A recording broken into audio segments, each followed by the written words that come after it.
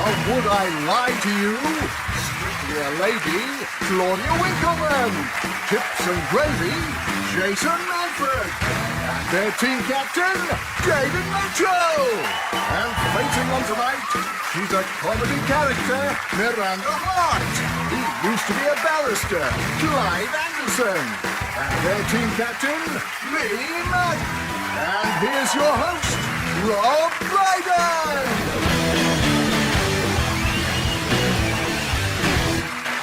Good evening and welcome to Would I Lie to You, the show where barefaced lying is actively encouraged. Experts say that if you suspect your spouse is lying, you should keep a diary of what they claim they've been doing. Or you can turn a blind eye and that way you get to keep the house and still see your children. It's claimed women in their 30s are the most likely to lie on their CVs, or as they call themselves on their CVs, women in their late 20s. And so to round one, Home Truths, where our panellists each read out a statement from the card in front of them. To make things harder, they've never seen the card before, so they have no idea what they'll be faced with. It's up to the opposing team to sort out the truth from the lies. Claudia is first up. OK. Oh. Good. I once put nail polish remover in my fish tank to give my goldfish more energy. Please, team, quiz her relentlessly. When was this? I was small. I was 5, 6 when I had goldfish. They were lovely, sweet things. What happened to the goldfish?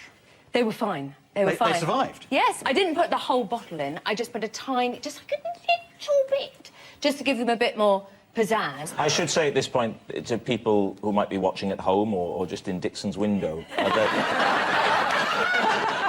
that we don't encourage interfering with fish in any way.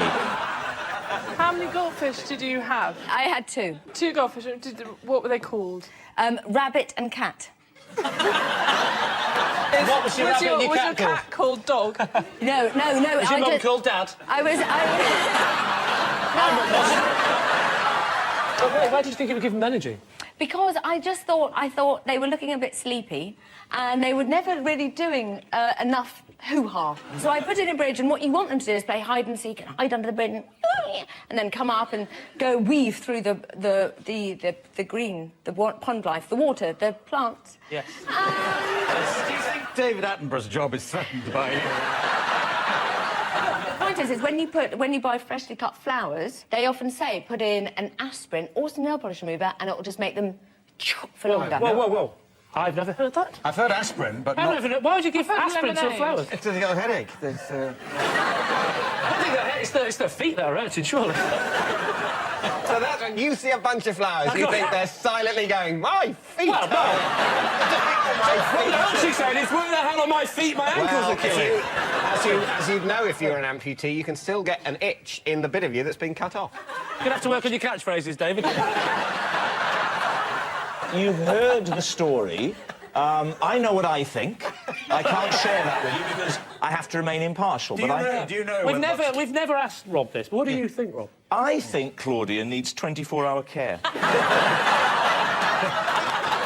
Anyway, to return to what we were concerned with a moment earlier. I don't know. I can imagine a child doing something like that. Yeah. I can't believe it would work, would it? Drive it, distraction.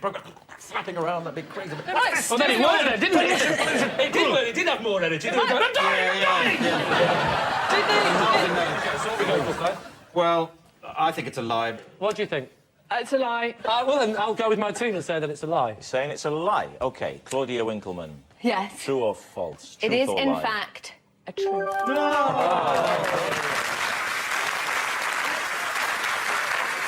Yes, it was true all along.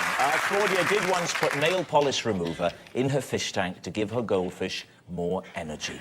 That was the last time in her life that Claudia Winkleman wasted a single drop of makeup.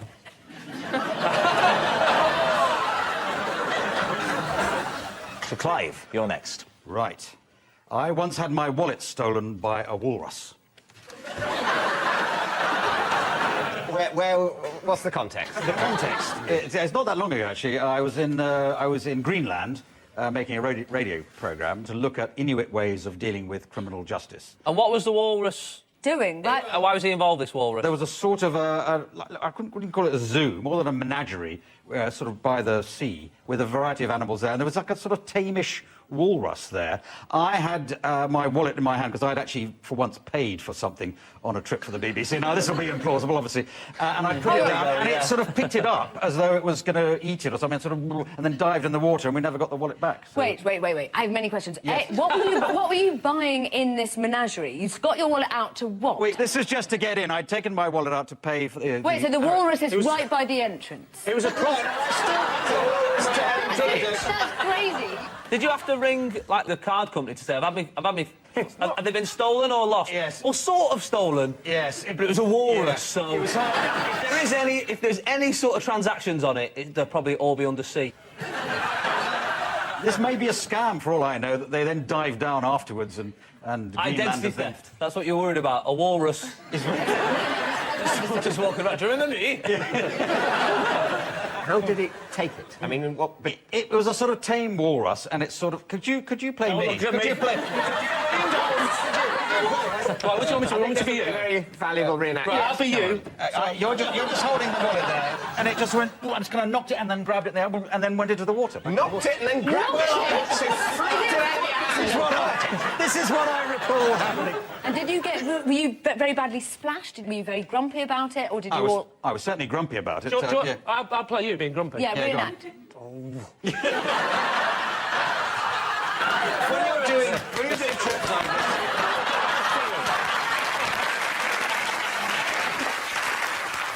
David's team, what do you think? Claudia, I sense you're sceptical. When you pay for something, you put your wallet back. You don't wander around a menagerie holding your wallet like some sort of ice cream cone. yeah. I think it's got to be a lie. And Jason? I think it's a lie. I think it's a lie. So you're going to say it's a lie? We're going to say it's a lie. Saying it's a lie. OK, Clive. It's a lie. Yes, it's a lie. Clive didn't once have his wallet stolen by a walrus. I once made love to a walrus. Barry White. Always gets me in the mood. Miranda is up next. Miranda, reveal all. One of my best friends at school was a little man I'd made from a slice of toast that I always kept in my bag. OK. Yes, true.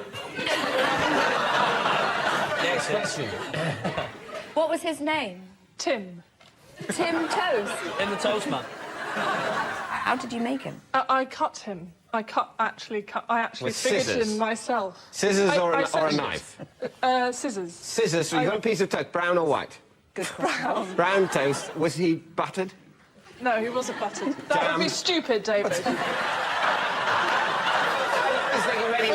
You make yourself a piece of toast, you butter it unthinkingly before you say, oh no, that was the one I was going to because- cut out and make a friend.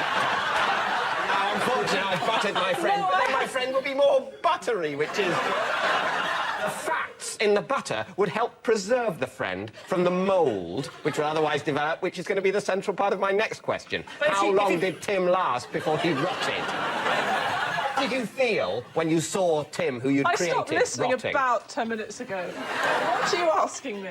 I'm asking what happened about the rotting of Tim. I don't remember a rotting. How old were you when you made Tim? 7 or 8. And how old were you when you stopped being interested in Tim? 29. And what did he do, Tim? Did you never have an imaginary friend? He was just... This wasn't an imaginary friend. This is a friend that just happens to be made out of a piece of toast. Did you make him, you know, in your own image? I do remember designing big legs because I wanted him to be a fast runner like what I was. Where did Tim sleep? In the toaster?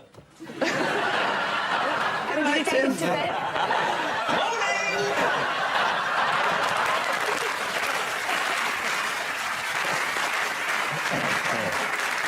All right, then, David's team, I think you've heard enough. What do you think, Claudia? I think it's true. I'd be very happy to make a small piece of toast friend. I think true. I don't know, so I'm happy to go with true, yes. You're saying it's true? I'm saying it's OK, true. Miranda, is it true? Is it a lie? It is, in fact... It... Well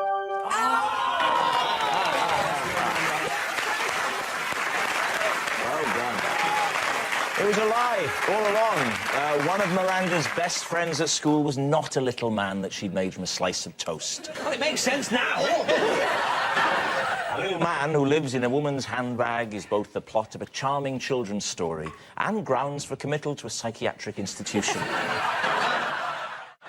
Our next round is called The Ring of Truth, in which I read out amazing celebrity facts, and all our teams have to do is decide whether they're true or not. What could be simpler? Lee, take a look at this. Have you ever met Jodie Marsh? Yeah, I met her at a book signing, and that's clever, she wrote her own book. What do you want to do in life? I'd like to be just like the next Jodie Marsh and be famous and that, and then when I got too old to do that, I'd like to be a writer because I like writing. I've already started writing my autobiography and I'm dead young, but I can just carry it on. What is your book called? It's called Ups, Downs and Wishes. Why? Because it's got all the ups in my life and all the downs and all my wishes.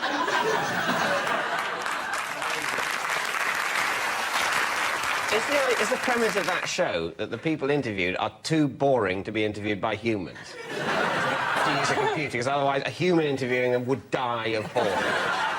Is she not your type? All right, here's the related fact, then. For Lee's team, David Beckham gave a copy of his own autobiography to Nelson Mandela as a Christmas present. Now, is that true? What would Nelson Mandela do with a colouring book?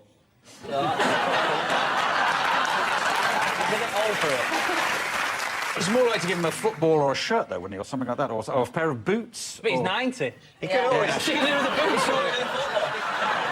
Can you do David Beckham? Can you do his voice? I can do that sort of thing, yeah, like that. Could you do it then? Could you do it now? Could you do I'm doing it now.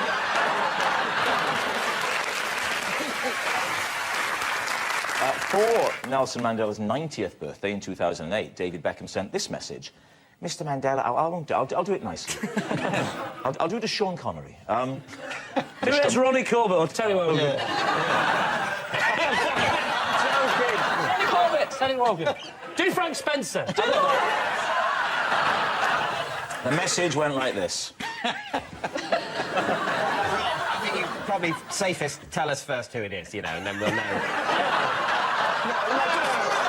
I'm not going to say who it is. Yeah. Okay. I'll just say he's a bit of a tit, OK? And then you go with it. Mr. Mandela, happy 90th birthday. Sorry I can't be with you, but I'm sure you'll have an amazing day.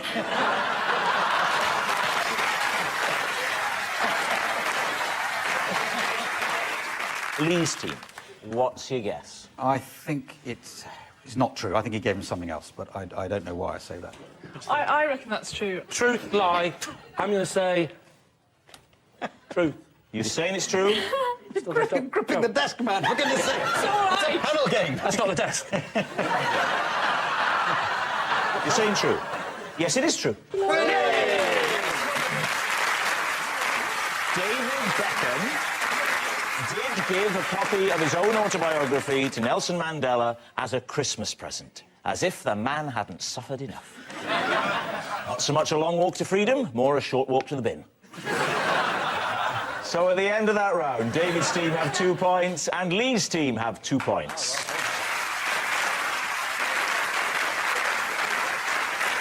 Our next round is called This Is My, where we bring on a mystery guest who has a close connection to one of our panellists. This week, each of Lee's team will claim it's them that has the genuine connection to the guest, and it's up to David's team to spot who's telling the truth. So please welcome this week's special guest, Owen.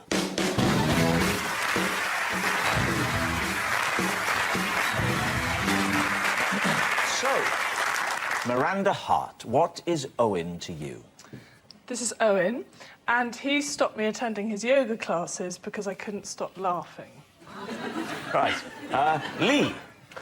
This is Owen. He's a professional juggler, and he's teaching me to juggle. Right.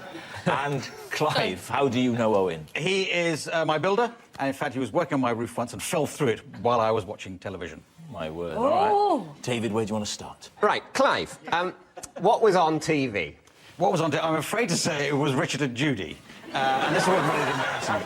It was daytime telly. Owen I've known for quite a while. He's done a lot of building work for me, and he used to make fun of the fact that sometimes I was at home, and I would say, well, I explain I was working. And sometimes the television would go on, I have to explain, oh, well, I'm watching the television because I'm researching something. So as he came through the ceiling, you shouted, "There's an item on Inwit Justice!"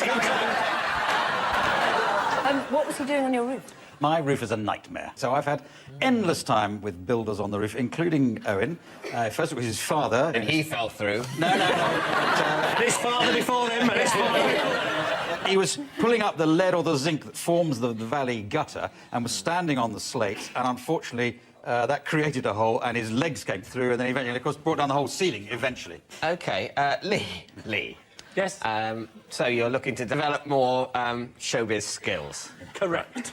What made you think juggling? My 4-year-old son went to a children's party and said, I saw a juggler today. I wish you could juggle, Daddy. And I looked into that little boy's eyes and I said, son... I said, son, if you want to see your old daddy juggling, you know... So, how many lessons have you had? Well, I look over at Rob and I see that he's got balls on his desk. And I would, thank you. I'll do that one. Oh? Oh, 4. Well, what about the 7 clubs? Why did I do that, Rob? 2 lessons. Surely we ought to get Owen to do the juggling. Him? He's a builder. I'm actually... I've only had 2 lessons, so I'm just learning the basics at the moment. Oh, ladies and gentlemen. Oh, I admit it, I'm only trying to just go in the hand. He's not a very good teacher. I mean, basically, we've learnt absolutely nothing from that, because if Lee did know how to juggle it, he would not now be juggling as well as he could. Good point. Yeah. Yeah, so... So what about Miranda's claim? OK. What's so funny about yoga? A couple joined our class and they just got engaged and they wanted to tone pre-wedding and they were very earnest. And that's when it started going wrong, because they were what made me laugh a lot. What was it that they did that was... Well, the first thing was that when they did positions, they looked into each other's eyes quite earnestly, and I found that very funny. Right. And then another time, we were doing the sun salutations. I don't know if you're aware of yoga. And Owen said, "And into downward dog," which was always amusing anyway. And the woman did the biggest fart. I would have got myself together, I think, there. But the fiancé, he said very earnestly, "And there she blows."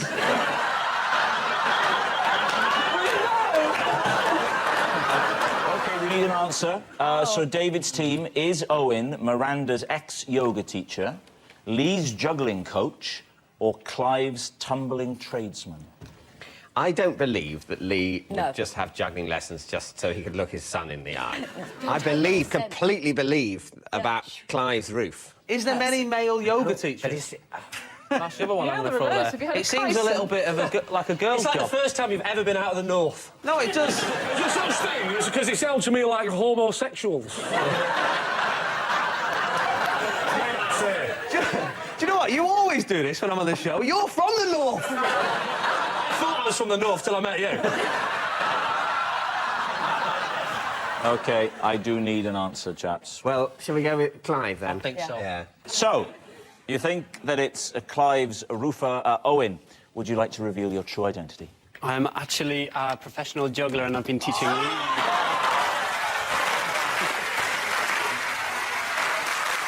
Fooled you, Mitchell! Look at these go! Look at these babies! There's the full shower! How that? There's the big finish! Look at that!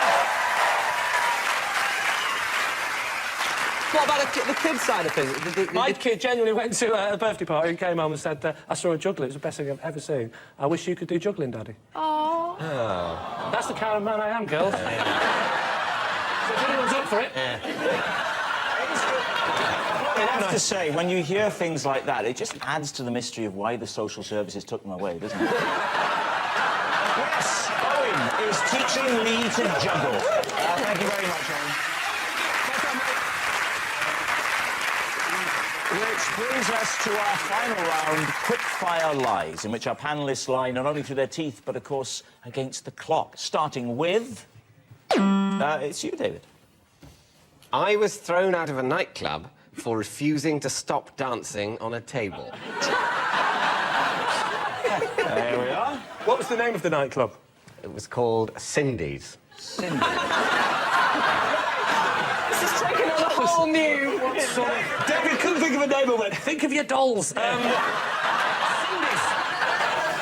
Why were you on the table? What was the occasion? It was just... there were just a group of us went to this nightclub, you know, on a Saturday night, I think, and got very pissed. When they said, please stop, yeah. What did you say back? Hammer time.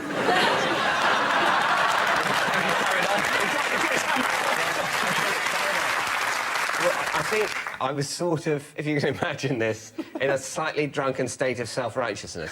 And I sort of thought I wasn't doing any harm. What kind of music were you into then? Yeah, you know, whatever was on. What? A quite fast What foxtrot? music? What I mean, what are we talking about? This is going at some speed. I'm getting on the table. No, you know, it was pop music. When and they was play pop music? No.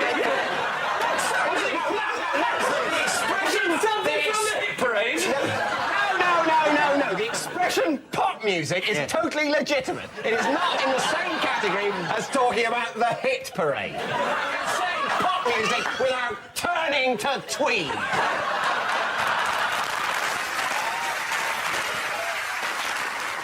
Lee, it's time to reach a decision here. Miranda, what is our decision? Well, I've seen David drunk many times, but I've never seen him dance before. So you're thinking it's a lie? I think it's a lie. It so has to be a lie. It's got to be a lie. I thought it was a lie when he said, once in a nightclub, I must shut his own.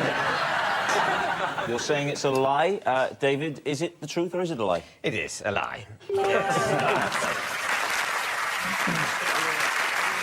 Next, it's Jason. Oh, all right. I once put out a fire using my neighbour's milk. His team? Is that possible? Was it a very small fire? It was, you know, a fire. Say for example, that desk was on fire. It was about that big, and it wasn't just one neighbour's. It was about 15 neighbours. 15 neighbours? What time of day was this? In the morning when the milk came.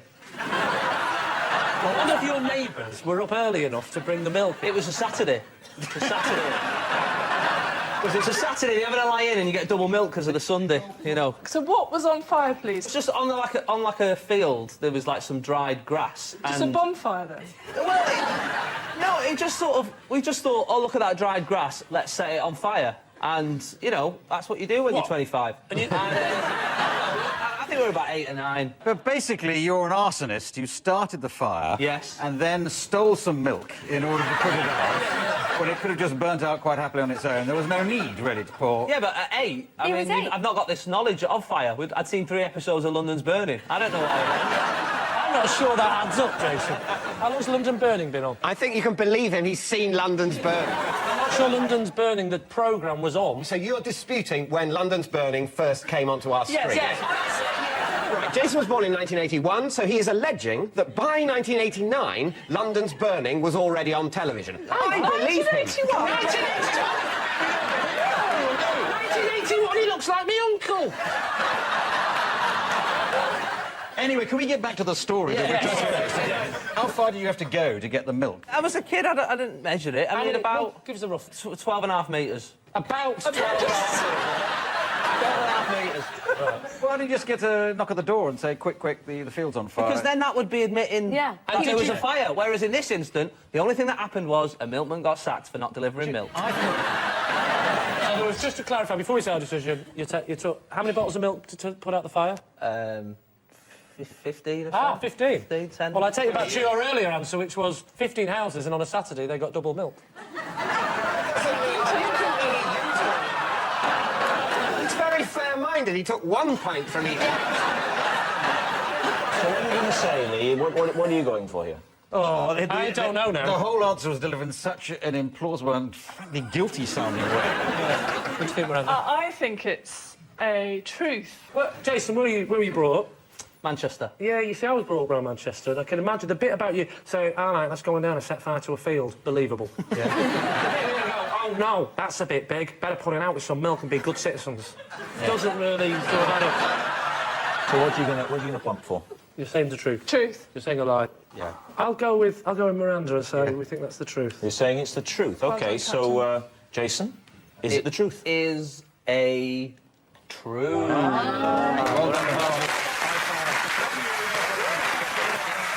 Next, Claudia Winkleman. Hey!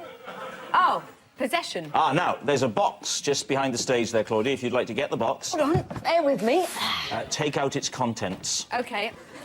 In here is my pet cat from when I was little, and my dad had her stuff for me when she died. Oh. Here she is. Can I just pop her on the desk there, Claudia?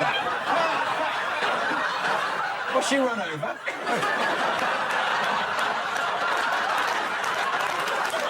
Did you want your father to stuff your cat? No, once but it I was died? so devastated, I was so upset that she died. So my dad, as a present, gave her to me, all stuffed, and she came to my wedding. Sorry. Came to your wedding? I think, Lee, not of her own accord. Was she a bridesmaid and came down on a trolley? No. Claudia, sorry, can you just remind us again how your poor little cat died? Yes, well, she got sick. Are you pleased with this dead cat? Stuffed cat. I was very pleased because she's sort of lucky. Like, if you're anyone's She's near lucky. her... I'm waiting to see what happens to the unlucky one. I want this to be true because it'll be funny. It'll be funny if it's true. I just don't believe Claudia, even in Claudia's world, which I love. However, this is a step too far. I just don't believe. Well, That's pretty convincing. What the hell? She looks like a very lovely but slightly unstable woman, and I'm going to say that that's true. You're saying it's true? OK, Claudia Winkleman, is it true or is it a lie? It is indeed a lie. Oh, what a shame.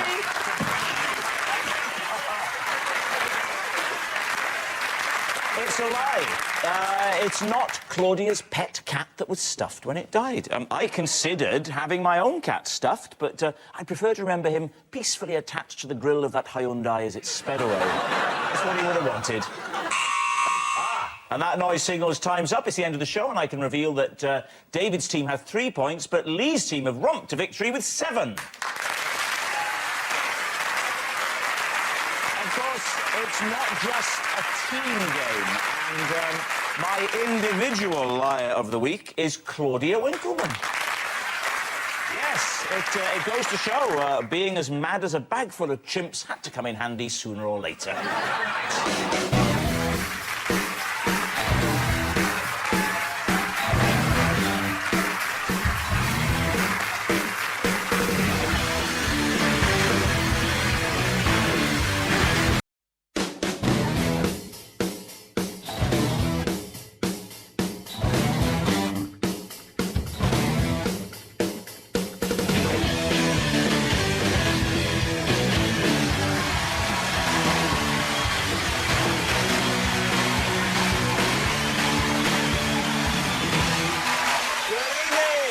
Welcome to Would I Lie to You, the show with tall tales and tantalising truths. On David Mitchell's team tonight, a comedian who used to sell furniture, a shabby dresser, a knackered tall boy, a leathery old poof. It didn't matter what people shouted at him, he carried on selling that furniture. It's Mickey Flanagan. And a TV star who's most famous for presenting the BBC News. Reading autocue can be tricky. You've got to make sure you don't accidentally wrong the word say. It's Fiona Bruce. And on the Mack's team tonight, a presenter who last year came top of a poll for TV's most irritating haircut. A decision still being contested by Mickey Flanagan's lawyers. It's Claudia Winkleman. Lock up your daughters, sisters, mothers, aunts and grannies. It's Steve Jones. So we begin with round one, Home Truths, where our panellists each read out a statement from the card in front of them. Now, to make things harder, they've never seen the card before. They've no idea what they'll be faced with, and it's up to the opposing team to sort the fact from the fiction. Tonight we start with Mickey. I once livened up a lacklustre hen do by taking my clothes off for the ladies. I don't know much about religious cultures. What is a lacklustre Hindu? Hen do. Oh, there was a misunderstanding.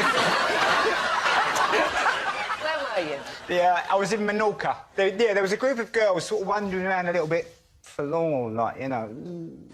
Was it a restaurant, Mickey? A town square, a restaurant? What was it? It was in a sort of restaurant bar type thing. I know what you mean, You know, yeah. with an outside area. Who were you with? I was with my now wife and someone else's wife and, you know...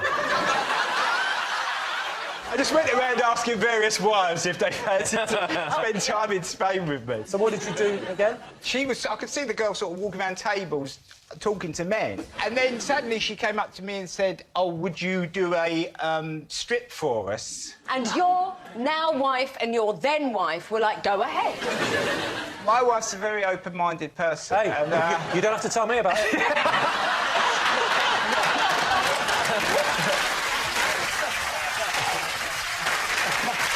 So she said, will you do a strip? To be honest with you, I initially said no. And it was my wife who went, you should do it. Why? Because I'm a great dancer. Mickey, is there any chance you could give us some visual proof? Because you just said you're a great dancer. If I could see a bit, then I may believe the story a bit more. No, to be honest, I can't remember what I did. Oh! I see your wife, see?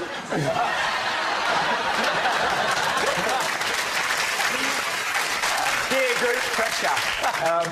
Yeah, it's not a group, really. It's just one person. Shouting, come on, It can spread, though, Dave. I've seen it spread. So go on, Mickey. So there you were in the restaurant. Your wife said, go on, Mickey, have a strip. What happened next? I sort of then had to set the scene. Set the scene? Did you have props?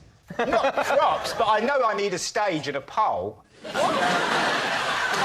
I don't think male strippers have poles, do they? Why not? A man can swing round a pole, can't he? I think you're thinking of Morris dances. I told him to play Keep Your Hat On, classic. And I sort of just improvised from So there. just by complete coincidence, they had the song you asked for? Yeah, well, I went and checked with the DJ. What kind of restaurant was it? I would say dubious. I sort of restaurant where there's a DJ and a pole, you start to doubt the quality of the paella. How much did you take off? I sort of got to my pants, and then I could see across the restaurant, bar, diner, alfresco area. My wife went to me. Even though 10 minutes earlier she said, you should strip for them, they're sad, they're having a rubbish time. I said she was open-minded. She's got standards. No, she hasn't. OK, I want to try and set this scene. You're there, the hen is there, your two wives are there. We're wondering, is he going to do it, is he going to do it? You scamper up to the DJ, you have a word, and you say, hit it.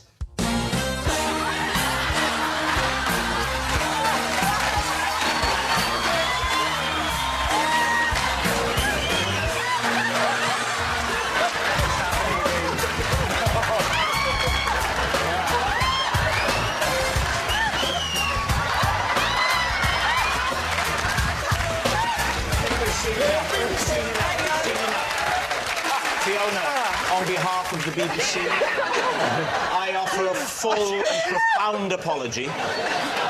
Please don't press charges. OK, what are you thinking, Lee? Here's my problem, is I think that a gang of girls who are on a hen aren't lacklustre. If you've already got on a plane, you've committed. You're in. You're on board. But, Claudia, I would say that once I'd got over the slight kind of, oh, my God, what's going on thing, there was a moment where Mickey put his knee on my shoulder. And I thought, this has gone from lacklustre to stellar. Yeah. Yeah, I fancy a pint of Stella after that. So, what are you thinking? I don't know. This is a tough one because there's something about Mickey that says he would do it. Of course he would. This is not real. It's horribly vague. It's all over the shop. So you think it's a lie? You think it's... I think it's totally true. We'll go with true. OK, Mickey, truth or lie? It is true. Yes, and Mickey did liven up a hen do by taking his clothes off. Steve, you're next. I once saved P. Diddy's life. David. Well, hang on, before we get there, David. P. Diddy. Where does one begin? A rapper, a singer, very popular, sells a lot of records. Right. We can have a look at a photo. Here he is. Take a look. For viewers at home, perhaps. That's the man whose life I saved. Right. So, how did you do it? He was drowning, and I saved him. I jumped in and I saved him. You were lucky he was drowning, because you couldn't have saved him from drowning if he'd been choking. What was he drowning in? Water? OK, where was this? Saint-Tropez. Get you? You and P. Diddy in the sea in Saint-Tropez. Yes, indeed. So were you were socialising with P. Diddy beforehand? You didn't just happen to come across him? Yeah, we were socialising. We were on the same boat together. Hang on a minute. Are you Welsh? Yes, I'm a Welsh person. Then I find this very hard to believe. So why were you on this boat? We have a mutual friend who owns a boat. What, you and P. Diddy? Yes. Derek Evans from Pontypridd. Derek has been very close to Diddy for some years now. When was this? 5 years ago? 4 or 5 years ago. 4 or 5 years ago, all right. Why were you both in Saint-Tropez at the same time? It was Cannes at the time, and we just went there to party. And she said one day, oh, P. Diddy's joining us tomorrow. And I was like, oh, cool. And why did you get invited?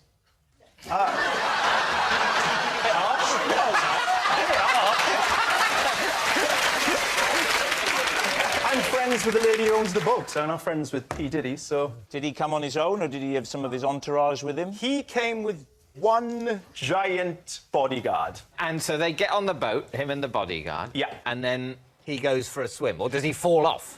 Or was he pushed? We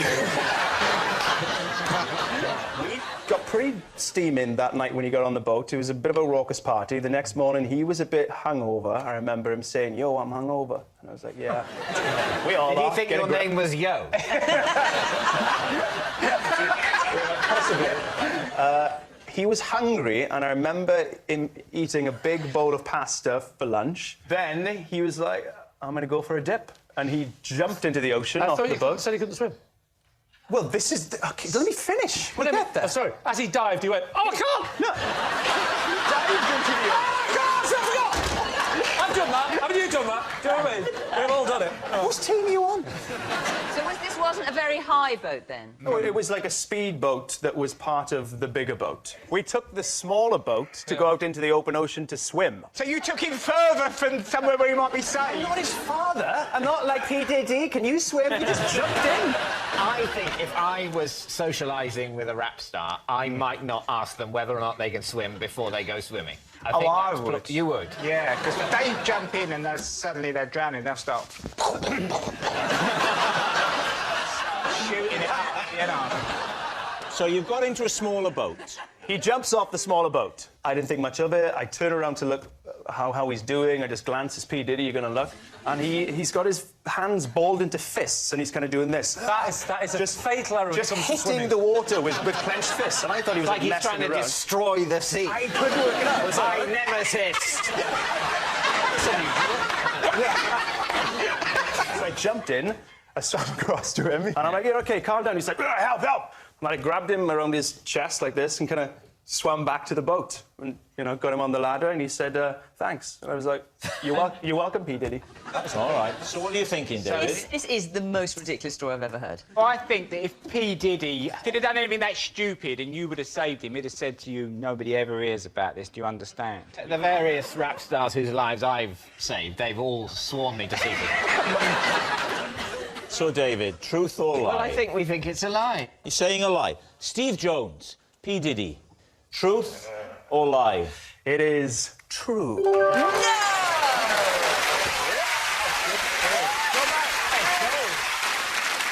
Our next round is called This Is My, where we bring on a mystery guest who has a close connection to one of our panellists. Now, this week, each of David's team will claim it's them that has the genuine connection to the guest. And it's up to Lee's team to spot who's telling the truth. So please welcome this week's special guest, Laura.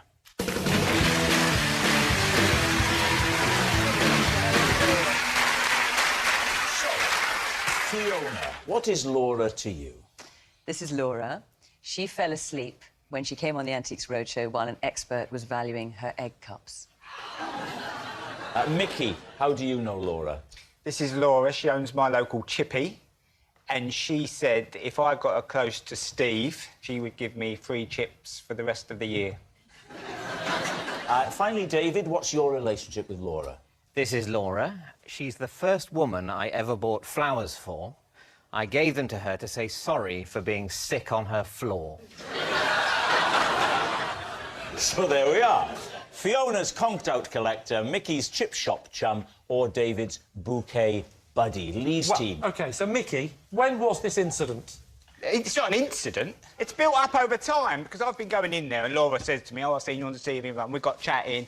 And she's always going on about Steve. Oh, Oh, do you ever work with Steve? And I'm like, Oh, and yeah, this is he's just all right. coincidence. He's young and good-looking. I'm like, yeah, thanks. What's the name of the chip shop, Mickey? The Zappian. The what? The Zappian. What does that mean? Zapier. I don't know. Not everything makes sense in the world. All I know is I used to live very near you, as you know, and I don't remember... Hence the court case. Yeah. I don't remember the Zappian chip shop. I sort of stumbled on it, if anything. It was sort of en route, because I would normally go to the Codfather, as you know, in East Dulwich. I prefer the new one, the Codfather 2. Set the scene and talk us through the moment when you knew you were going to be on with Steve and you had this thing to tell. How did it go? I come in with my little boy, Friday night tradition, we go and get fish and chips, right? Okay. I know you see your boy on a Friday night. Yeah, but he finishes I get the tag removed for the evening, and we go and pick it up. I walk in, and I say to her, I'm only on with that Steve Jones, who you always go on about, like, you know, roughly that. We have a chat. This is what... And she says... And she said, could you get me on the show? I'd love to meet him. Could you... And I said, yeah, I think I can. Yeah. I didn't run round there and knock her up in the morning. Well... Nicky, no one doubts what you'll do for a free bag of chips.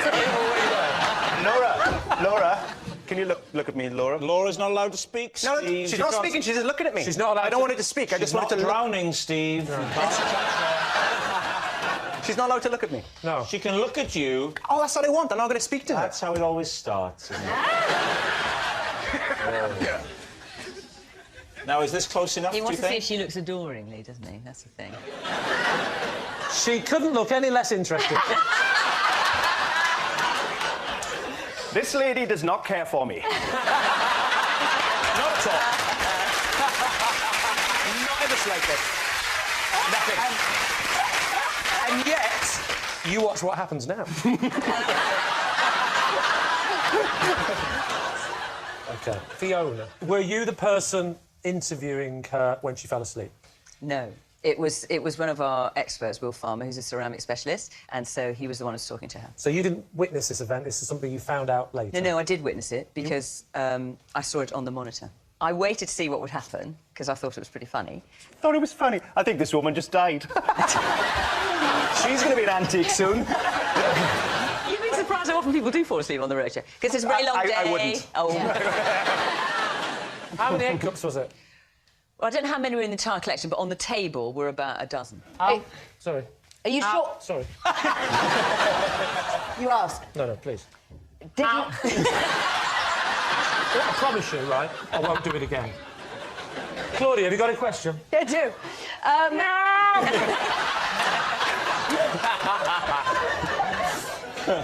Did Laura immediately say, yes, I've fallen asleep? Like, was she open about falling asleep, or did she wake up and do that thing where I think I've got away with this? She kind of went like that. How much?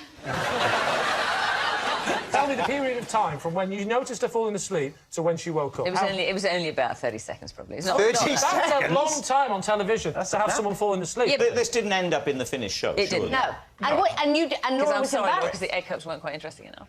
Oh, dear. OK, David, tell us your fact again, if you can remember it. Well, she's the first woman I ever bought flowers for, and it was to say sorry for being sick on her floor.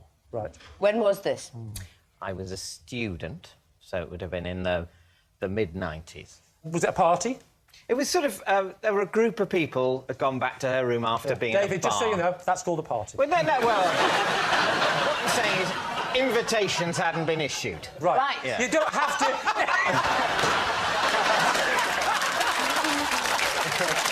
There's a gang of you, you've gone back, Yeah. you're drunk. At what point do you throw up? You are not awful. Claudia, wait a minute. We don't know if he was drunk or not. Were you drunk? I was drunk. OK. Right. So you get back to the room, you put on some music. What do you do? Well, there was definitely drinking. Yes. I think there might have been crisps. Right. I'll tell you what, all the clues are saying party. Yeah. It is looking that way, isn't it? There was a brief round of musical statues, but it didn't really... No, I remember sitting on a sofa and drinking, and then it goes a bit... my memory fades slightly. Oh. So I think I might have fallen asleep. Before that. Dozed off, passed out. And then you wake up and you think, I'm not going to make it. Do you ask for a bucket? No, I didn't think I was going to die. I don't remember much. I remember I wake up, I'm definitely going to be sick in a minute, and I essentially have enough time to lean forward. Oh. And then someone produces a bin. Sort of, I would say, 60% of the way through the process. And what about the flowers? When did they come into it? The next day. I woke up the next day and felt very hungover and quite guilty. Did she clean it up? Did she say? I think she cleaned it up, but OK. I certainly... what I didn't say is, here's some flowers, and if it's still festering there, I'll go and clean it up now. All right, we need an answer. So, Lee's team. Is Laura Fiona's conked-out collector, Mickey's chip shop chum, or David's bouquet buddy? Who do you want to rule out? Mickey. You want to rule Mickey out? The Zappian? What? Who? What? So you want to rule out Mickey for no other reason than the name of the chip shop? The other thing is, I don't want to get pernickety, but unless Mickey has some magical line to the producer who goes, who's on 3 weeks in advance, I found out who I was with, I think, today. Like, I don't think you know that far. To be honest with you, Claudia, some people get booked well in advance.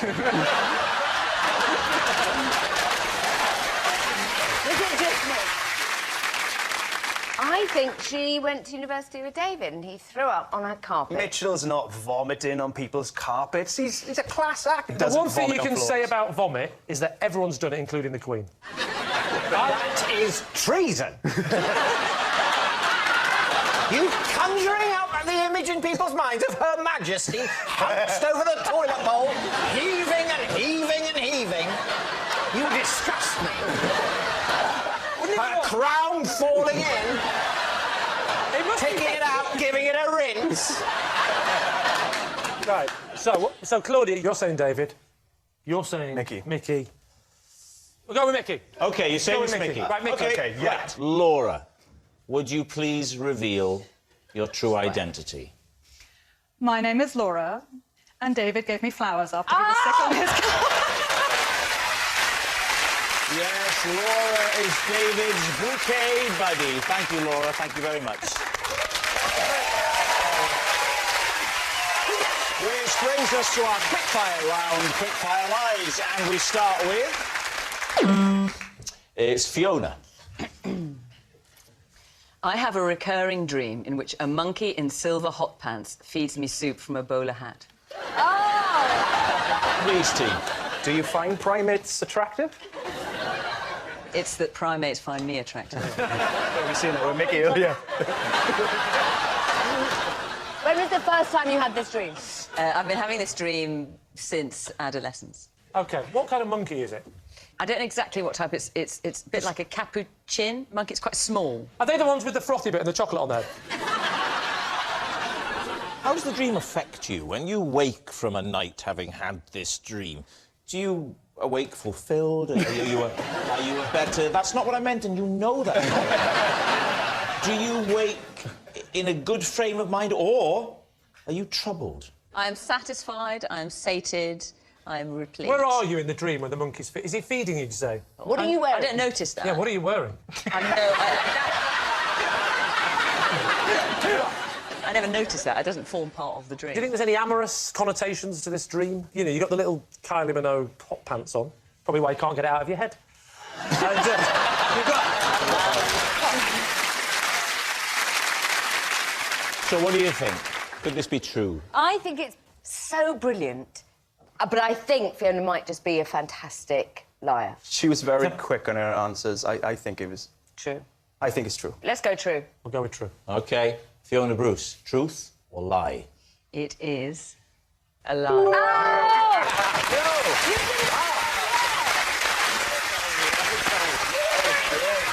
Yes, lie. Fiona doesn't have a recurring dream where a monkey in silver hot pants feeds her soup from a bowler hat. Next.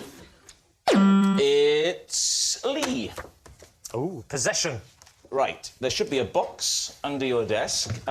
Would you first of all read the card out and then take the possession out and pop it on the desk? This is the set of keys I carry around with me every day. I know what every single one is for. Apart from one. Box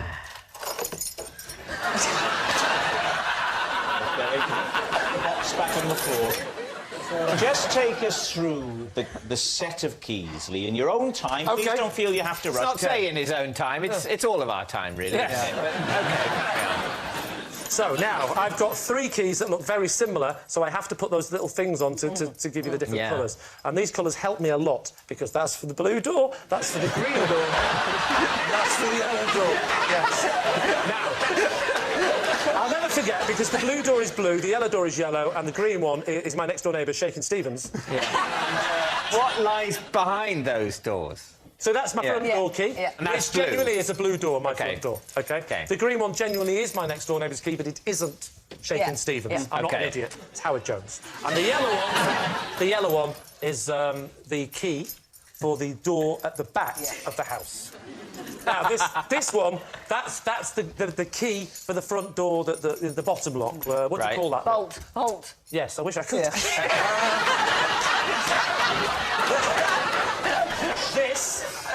This unusual-looking key, that's for the money chest. Money chest.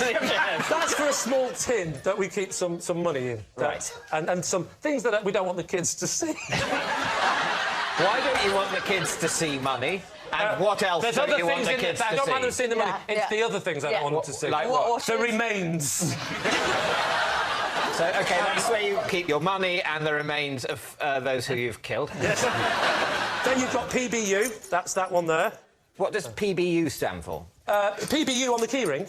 Yes. It's the place for bins, you. It's a little, just like that! He couldn't have made that up. It's true. We've got one of those outside little shed things you're supposed to put the bins in to make it look tight. And my wife constantly comes out and says, "There's a place for the bins, you!" And to help me remember, that's the key, I put PBU on the thing. So you give yourself the job of remembering the night before the bin men are coming to go out, unlock these bins. Every time you go to put some rubbish away, you unlock the bin. No. Because the shed that the bins are kept in doesn't have the lock. The gate leading to the shed that the bins are going in these bins. My wife, Katie, thinks more of the bins than me. Then we've got this little baby here. Oh, this tells a story. This one is for the safe. But the safe, bizarrely, it was already in the house, and it's behind a picture. How exciting. The key has never fitted. We never know what's in the safe. Now, what is the picture in front of the safe? The picture in front of the safe? Yeah. Oh, that picture. You know the safe that doesn't exist? Well, There's a picture that doesn't exist in front of it. This is What's the it? bit. Oh. It's obviously a painting of your bins. This is the bit. This is the bit you're going to find. That must never be taken This is from the the house. bit you're going to find crazy. It's a picture of the safe. No, it's crazy. It's absolutely crazy. And this, David, is the key to your heart. It's not. That is to the side passage. And it's quite annoying. It's quite annoying to get through the side passage because I have to open the gated community to the bins, and that takes me through to the side passage, which I open, and that's all the keys apart from this one. Do you know what that one's for, Fiona? Nobody knows. And how did you get that key? That key. Given to, and this is the bit that's not funny, and I don't want any jokes.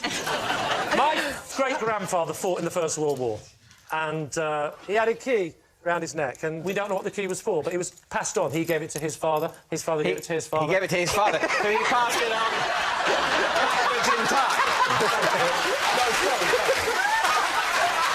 All I will say is, just in summary, I'm not pitching it to you because it is true, but if you don't believe it, quite simply, the story is simple. What is there not to believe? I come home, I make sure the side-gated community to the bins are unlocked so I can get the bins out, leave them on a Tuesday, I let me open the side passage, get in, lock the side passage, come through to the house, open the safe, by moving the pitch, I can't open the safe, I always forget, I close the safe, I get the tin, open it up, move the eyeballs, get the money out, close the safe, open the thing, back inside, straight to the front door, which is through, go out, feed Howard Jones's cat next door, who I accidentally said was Shaking Stevens. What part of that are you telling me?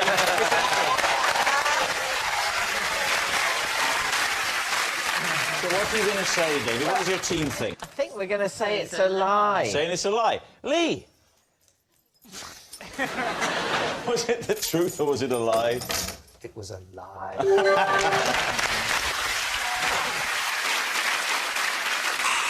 And that noise signals time is up. It's the end of the show. And I can reveal that David's team have won by 3 points to 2. But it's not just a team game, and my individual liar of the week this week is Steve Jones. Yes, who'd have thought it? Wales' best-looking man telling Steve Jones that he's the liar of the week. Right.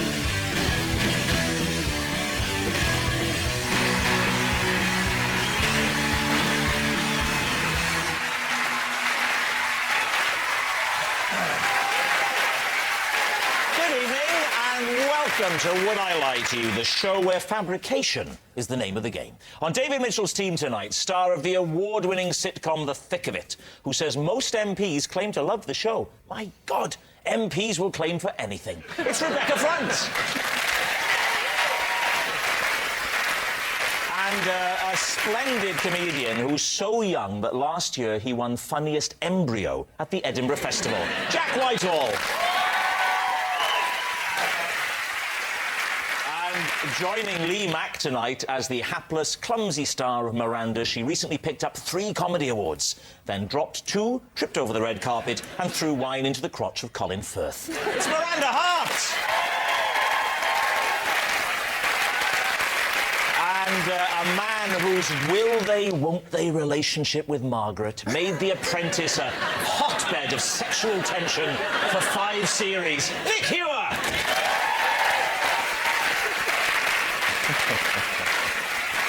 And we start with round 1. It's Home Truths, where our panellists each read a statement from a card in front of them, and to make things harder, they've never seen the card before, so they have no idea what they'll be faced with. It's up to the opposing team to separate the facts from the fibs. Nick, you're going to be first. When filming is over for the day, Lord Sugar and I sometimes wind down by playing ping-pong on the boardroom table. That's a hell of a story. True. David, what do you think? Have a minute just to let it sink in. You don't play on a proper table tennis table. No, you just play on the boardroom you can buy. It's underneath, actually, in the boardroom. It's rolled up, right. And then you unroll it and you clamp it on the boardroom table, stretched across, and you're in business. So is it just a net, or is there also... No, we don't have the lines. A mat with lines? No, No, it's just... the table is slightly bigger than regulation size. Right. Is it not also curved? Curved? I thought it was curved. You're thinking of all swimming. It's difficult to tell watching on television, but how much room is there at the ends of the table? Oh, plenty. OK, I believe you. Ample. So you have to be able to back off quite a way when playing table tennis properly, I happen to know. Can we stamp on this immediately? Lord Sugar's boardroom is plenty big enough for almost everything. You play table tennis. Where do you keep the bats? Are they under the table during the... Under the table. She's left now, hasn't she? Under the table. Not Margaret, no. Tell her. Not talking about Margaret. Margaret's no bat. Tell us how this whole thing started. It was my idea. You crazy fool. It was my idea. No, but the point is that it's a fairly long, drawn-out process. It is tense. It is nerve-wracking, particularly for Karen and I, because we don't know what on earth's going on. It's only Lord Sugar who's master of all this. And I just sort of murmured to him once that I find this very difficult. And he said, well, look, don't worry. Next time I'll bring in a net and some balls and some bats. And it'll help you relax. And it grew out of that. So what does Karen do? How does she relax? Because if you're playing... She's umpire. She's umpire? She's got a very keen eye. What do you think, David? I think this is absolute nonsense, albeit convincingly told. I think if Alan Sugar wanted to play ping pong, he'd have a proper table tennis table and he'd play it on that. So we think it's not true. We think it's not true. No. Think it's a lie? Yes. OK. Nick, truth or lie? It's a damned lie.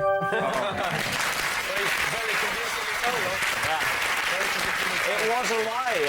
Nick doesn't wind down by playing ping pong on the boardroom table with Lord Sugar. Jack, you're next. I was once commissioned to paint a portrait of Giles Brandreth's cat.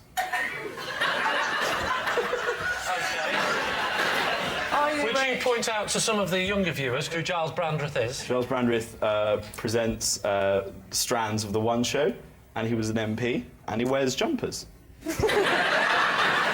Here's a picture of him, OK? How did he hear about you? I did a lot of art around the area, not like graffiti, but... What is this area? Barnes. OK. And I've always been an artist. What was the cat called? That... I can't remember the name of the cat. It was a black cat. Right. Lucky. Lucky. How much did you get paid? £130. £130? And also, I'm allergic to cats, so... Danger money. But it was like... Well, no, it was 130 quid and I was 18 at the time, so at that stage of my life, I would have worn the cat as a mask. How did you paint it? They didn't ask that. Did the cat pose for you, or did you have I had to do sittings with the cat. Shut up! I Come did. on now. I did.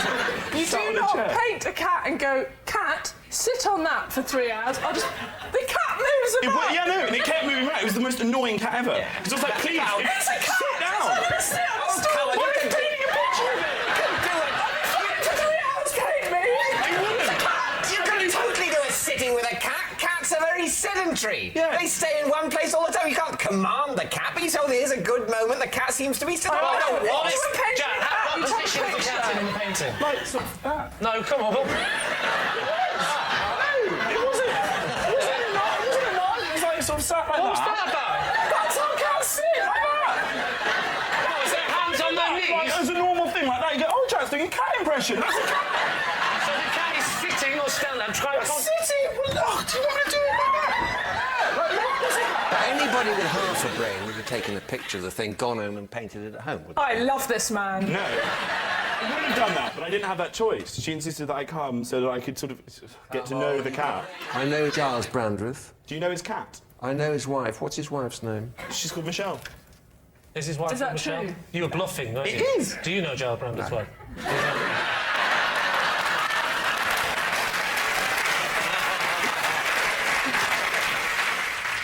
So you were quite a good artist, were you? Reasonably good if he's paying £130. Yeah, I was... Just, no, that's fine. Stay there. Draw me a cat. Right.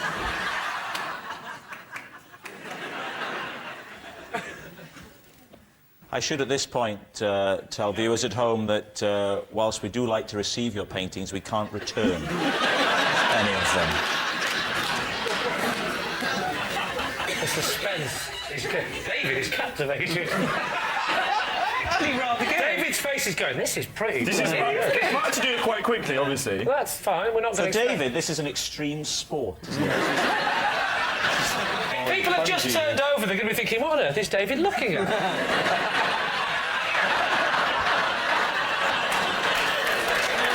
OK, Jack, reveal the cat.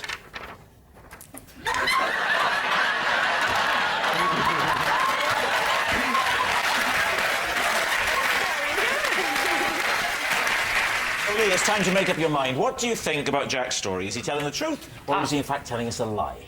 I'm right down the middle. Because Giles, does he know you at this point? No. He knew me through the family, through mother, and then my mum. He knew me through mother. Jack, you're succeeding in making David look positively working class. I barely need to be here this week.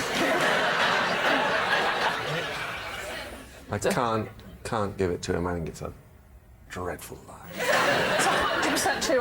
Well, you two fight it out between yourselves. I'm not getting involved. It's definitely true. I'll go with you because I like him. Oh, touch me. OK, they're both saying true, and I don't want to argue with the team, so I suppose OK, you're saying it's true. Jack, true or lie? It is true. Yes, it's true. And this is the most exciting part of all. We've got the painting here. Now, this has been lent to us by the Brandreths, Giles and Michelle, and this is a bit special. Get ready.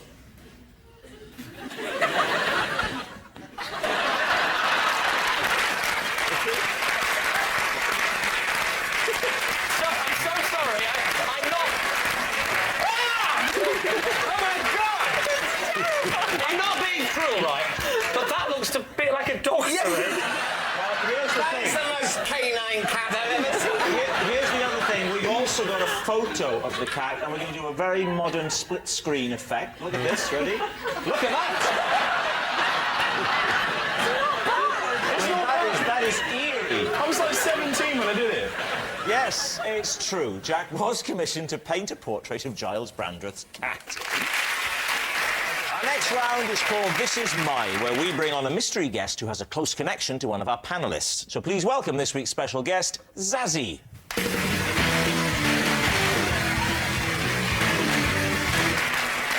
So, Miranda, we'll start with you. How do you know Zazie?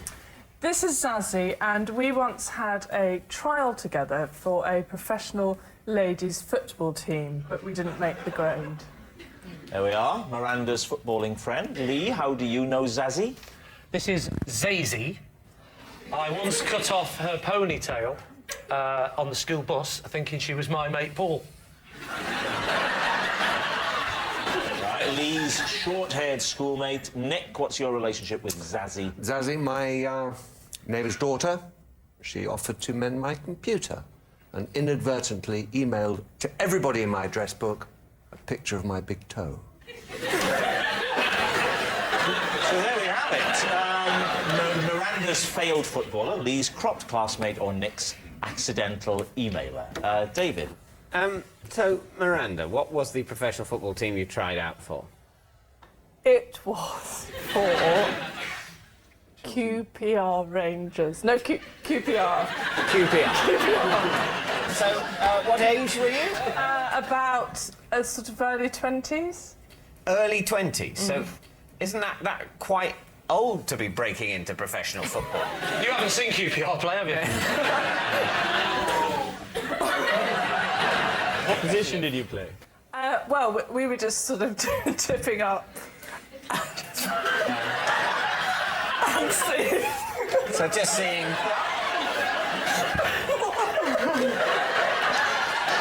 Can you imagine if this is what she'd have done on the day? A lot of happy memories of your footballing past. You were very good at team talk. Yeah. We were just hoping that they'd see us and say, oh, you're a defender. So I don't know why I find this so funny. Had you, when you turned up to try out, had you ever played football before?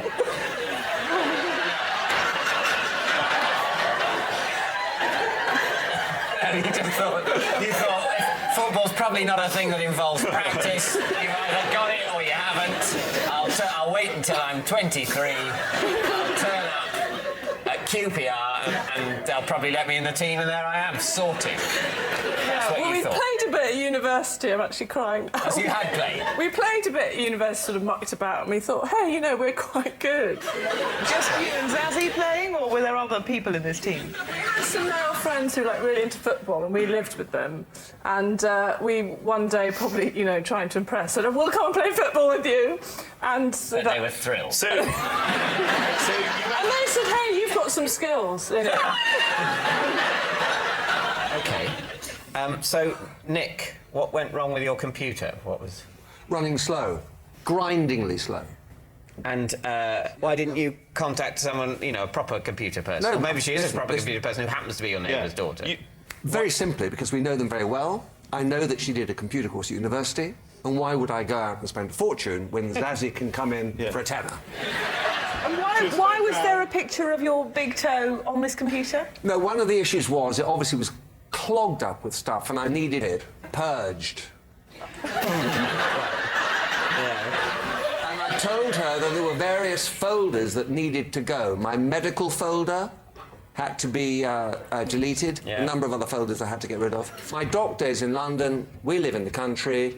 I had had a very, very nasty accident, stubbed my toe, heavy bruising, the threat of a lost nail, and I thought that I would email it to the doctor, and he would then email back advice. Anyway, that was some time ago, and I wanted it now deleted.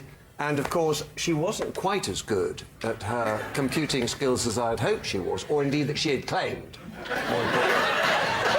You are terrifying. No. I don't like to say this in front of her, but she had been drinking. And she pressed the email thing, and 700 people, including business contacts, serious people, were emailed a picture of this battered toe. And that's it. Including Sir Alan Sugar? Yes. He was the first to received get a it. picture of your toe. He sent one back of his. It was actually quite a bruising experience because people didn't find it at all funny. Lee, yes. You pronounce Zazzy's name Zazie. That's the kind of guy I am. I'm a maverick. And you were at school with Zazie? Well, I was, yes. And before it's pointed out, I was in a different year, yes. OK. How much older?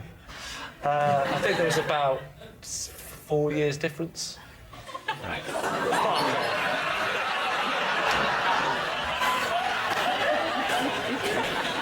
But you cut off Zazie's Can I just ponytail.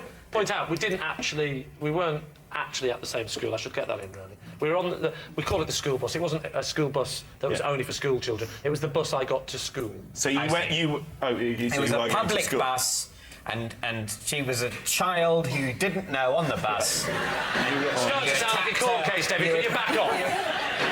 You attacked her head with a sharp I didn't object. attack her. I did not attack a child. But you the bus. mistook a child's head for the head of one of your friends. Yeah, I was about 15. She was, I don't know what she was, but she looked... 3. She looked Why did you want to cut off Paul's ponytail? Well, Paul's ponytail I've always found a little bit annoying. I mean, let's face it, have you ever seen a ponytail on a man and not wanted to cut it off? It's still a bit of a step to actually have a go, isn't it? Because after all, it's up to people how they have their hair. It's not up to you, is it, Lee? Trust me, David, if it was up to me, you wouldn't be having your hair like that. Likewise. Thank you. Was Paul somewhere else on the bus? Yes, Paul was sat next to me and went, hey, go over there and cut my hair off. Paul, stay there, I'll do it now. So this, I was a gullible fool. This is an environment which you don't know Paul's on the bus at all. No. Paul, I you don't just see the back of a little girl and go, there's Paul! Where are my scissors? I thought you might know Paul was somewhere on the bus and then you see the ponytail and you've only got a moment, quick snip. You don't even know Paul's there. You're just seeing ponytails and snipping away, despite the fact that Paul is apparently wearing a little dress. So David, what are you thinking here? I'm slightly inclined to believe Lee. What do you think about Miranda's story about the football trial? That very much came to life, didn't it? You certainly seem to know a lot about football, Yeah. so I was impressed with that. I think it might be Nick and his separating toe. Emailing of the toe. And what about you, Jack? I reckon it's Nick. And what about you, David? Well, I don't know. I'm stuck. But my two teammates agree, so I'm happy to go along with that. You're saying that it's Nick. And it's the toe, and it's the email. Yeah. Zazzy, would you please reveal your true identity? I'm Zazzy, and Miranda and I once tried out for a professional football team.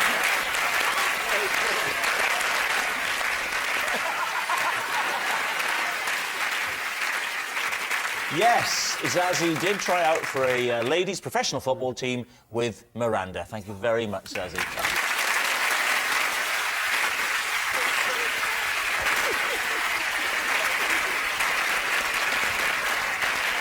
Time now for some high-speed lying in our final round, quick-fire lies. And we'll start with David Mitchell. I killed a rat with my BAFTA.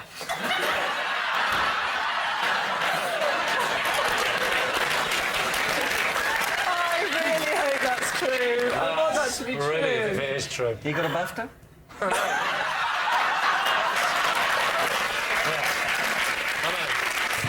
Where was the rat? The rat was in some bin bags that were sort of outside, on sort of round the corner from my kitchen. Can I ask a question? Is this the BAFTA you won when one of the other nominees was me? I don't want to make you feel small, Rob, but it was the other one. Did you kill it? I didn't mean to kill it. Whoa, whoa, whoa. You didn't mean to kill it. Just meant to award it with the BAFTA. I ran into the flat. I grabbed the BAFTA. Where is the BAFTA, the flat? It's on a bookshelf. Right. On display? Oh, absolutely, yeah. It's got lights round it. It's in what I call my me room. I then go outside with the BAFTA. I hold the BAFTA at arm's length, sort of over where the bin bags were. And I drop it. And you then get scuttle around the corner. Do you drop it with the idea of just shoo? That sort of... Sort of shoo, but maybe I'm entertaining the possibility of injuring it, and I don't like that side of myself. And by absolute coincidence, it's landed right down on the rat. Bang. Wow. And then there's silence.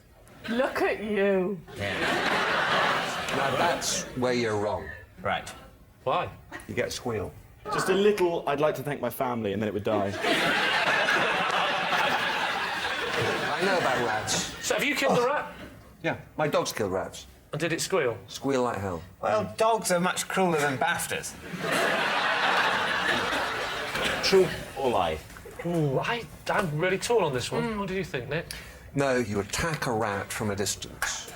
You do not go hunting into your me room looking for something heavy. You think it's a lie? You're not sure? I'm utterly confused. Well, then I'm going Again. to go for lie, but there's a bit of me that just thinks it could be true. Yeah, I'll say no. lie. I'll say It's a lie. tricky one. Saying lie? Yeah. David, truth or lie? It is a lie. Yes, it's a lie. David didn't kill a rat with his BAFTA. You mustn't get obsessed by meaningless awards, as I was telling my children. Oscar, Emmy and Brit only yesterday. Next. That's me. This is the sweatshirt that my wife and I put on together when we are cozying up on a chilly evening. We call it the cuddle jumper.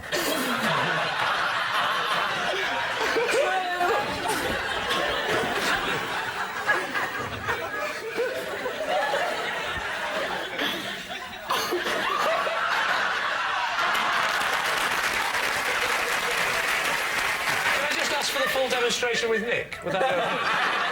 Can we see a model? Can you model with Rob the cuddle jumper? Prefer not to. Well, yeah. We all prefer not to. That's why I got in quick. Because I know where it was heading. Yeah, you can cuddle with him and you can... Have to get in there. Come on, Nick. I know you've not done it before. Think of yourself as a bit of an apprentice with this. There we go. Stick your...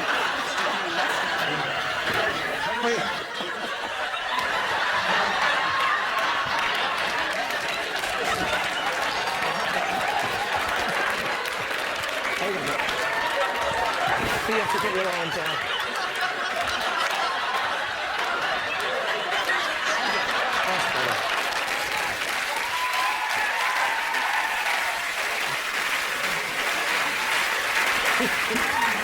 Quite nice, actually. Isn't fine. You can just sit in my lap then. Right. Who wants to ask first? Both teams. Nick, how does it feel? Yeah, that's my phone, by the way. To describe accurately. Will you help me and turn this way? Because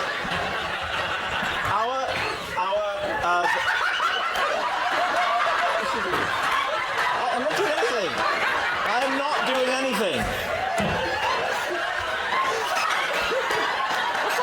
Our television room is very drafty.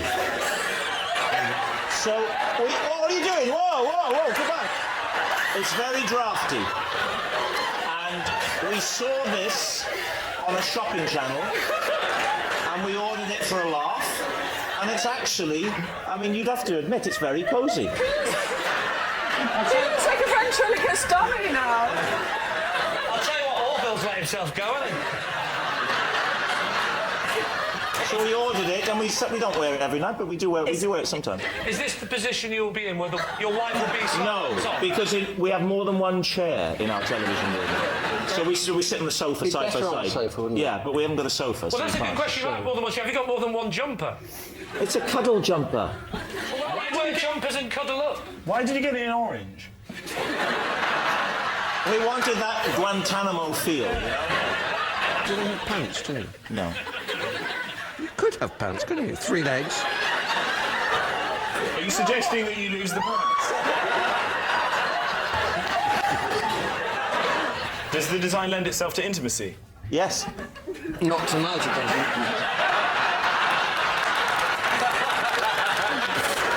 Time for a guess. What are you going to say, Lee? Miranda. I just really... I want to get in your jumper now.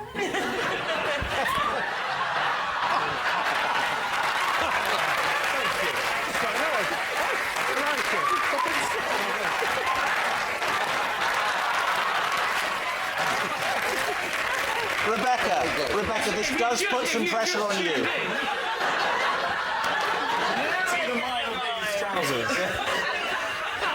So what do you think, Lee? I don't want to rush it, I'm really cosy. So what are you saying, truth or lie?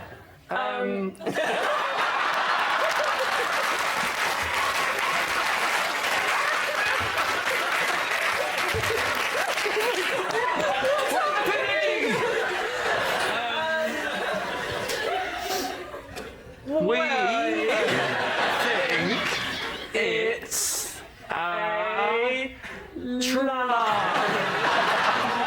It's a try. Hang on, we have to consult our other team member. Come over here.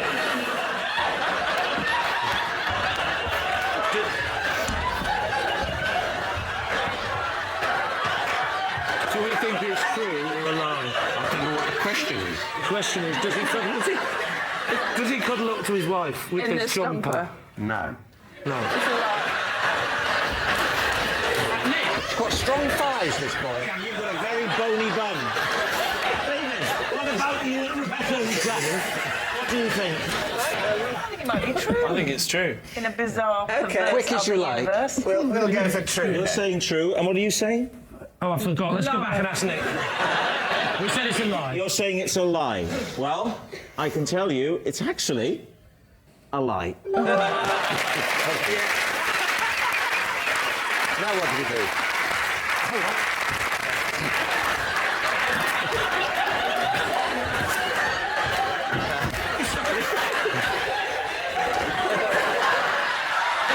It's great. It's great. There's room for 3.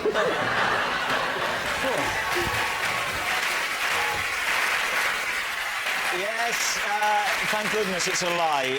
It isn't the sweatshirt that my wife and I put on together when we're cozying up on a chilly evening. And that noise signals time is up, and it's the end of the show. And I can reveal that David's team have 3 points, but Lee has won with 5.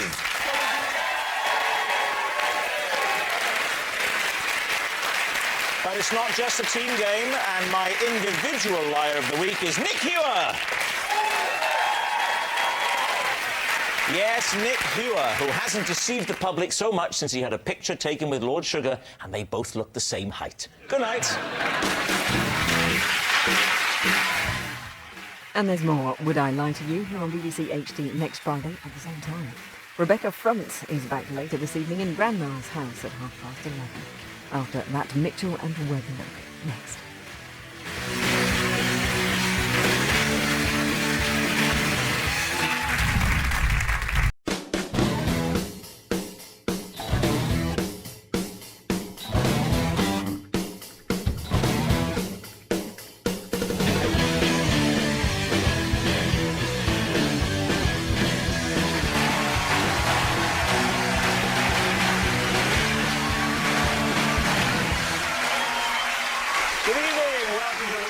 To you, the show with naked truths and well-dressed lies. On David Mitchell's team tonight, a TV presenter whose nickname at school was Little Winkle.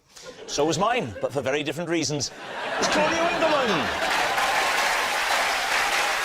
And arguably the funniest man in Wales. Well, I would argue it's Rob Gilbert. And on Lee Mack's team tonight, she's an actress best known for appearing in EastEnders and Doctor Who. Bizarre humanoids acting like no earthling ever would. EastEnders is regularly watched by over 10 million viewers. Tracy Ann Oldham. And he's the star of Made in Chelsea and heir to the McVitie's biscuit fortune. Yes, blonde hair and ginger nuts. It's Jamie Lang. So we begin with round one, Home Truths, where our panellists each read out a statement from the card in front of them. Now, to make things harder, they've never seen the card before. They've no idea what they'll be faced with. And it's up to the opposing team to sort the fact from the fiction. And we're starting tonight with Claudia. OK, good. When I meet someone for the very first time, I automatically make a mental note of what animal I think they are. Once it's in, I never forget it. Lee's team. Do I raise my... I don't raise my hand, do I? Do you need to get to the toilet? Jamie, just to be clear, you may be dressed like a 7-year-old, but you don't have to behave like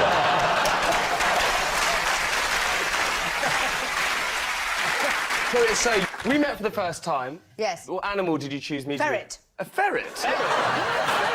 Well, small, friendly, could pet, not in a weird way.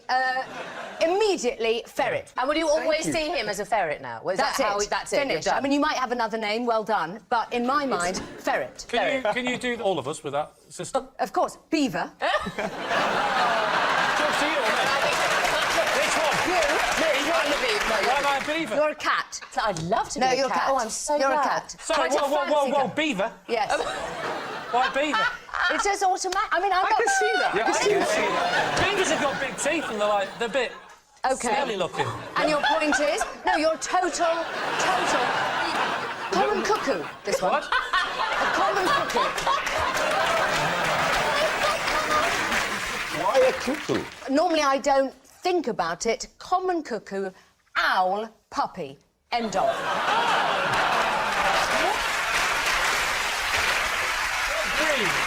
You can't just say puppy, that's got to be a breed. All right, if I'm pushed, red setter. Yes. Happy with that? Well, I think I'm the only one who isn't happy. I'm a cuckoo. Whoa, not too happy with the beaver. I'm pleased with owl, I'll be honest. I'm happy with that. I would love owl. I would have loved owl. But you're nowhere close to an owl. So, Claudia. I'll say Claudia, I mean meerkat. You have got a bit of meerkat about you, haven't you? OK. Yeah. If I was going to do it to myself, camel. Camel? Why camel? I'm pure camel. I'm 100% camel. Maybe 3% mouse. 3% mouse, 97% camel. There you That was go. a hell of a mum and dad relationship. You wouldn't like to be the mouse in that relationship, would you? Why do you do it, though? Does it help you remember the person's name or something? I've just done it forever. I think we might have started when we were young and we had a teacher who was a little bit human, but mainly cow. Well, she's certainly given an encyclopedic She response. has done very well. In fact, I would say it's instant with you. I can tell it's instant. Done. It's gutter, isn't it? Name anybody. So, without pausing or hesitating, tell us all again what we are. OK, easy. Cat, beaver, ferret, common cuckoo, owl, baby red setter. I just do it. I can't help it. So what are you thinking, Lee? So do you think it's true? Yeah, I think it's true. Genuinely, I think it's not true. But there's one bit in it that makes it feel true. The word Claudia. You're saying it's true? It's true. OK, Claudia, truth or lie? It is a lie.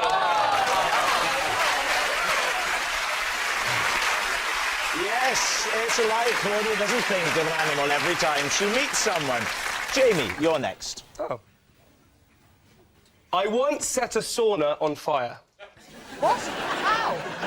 I was in Brazil. Of course. And I was in the sauna and I decided to pour vodka Oh, my God. on the rocks of the sauna. Because you thought that's what vodka on the rocks was? Yeah.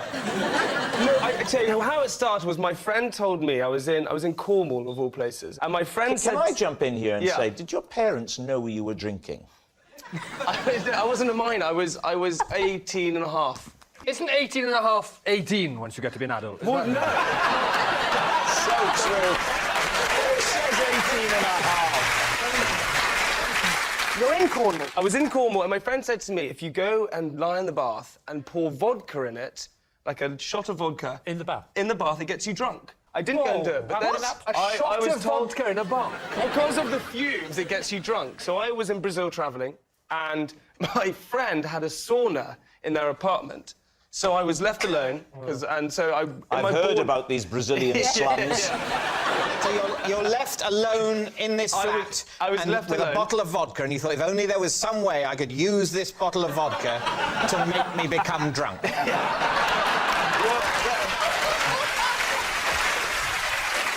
Where were you in Brazil? I was in Rio. Ah, that is in Brazil. Yep, tick. Continue. In Rio. I was in a foreign country, I was young, I was experimenting, so I thought, why not experiment with... Why did you look at me when you said you were experimenting?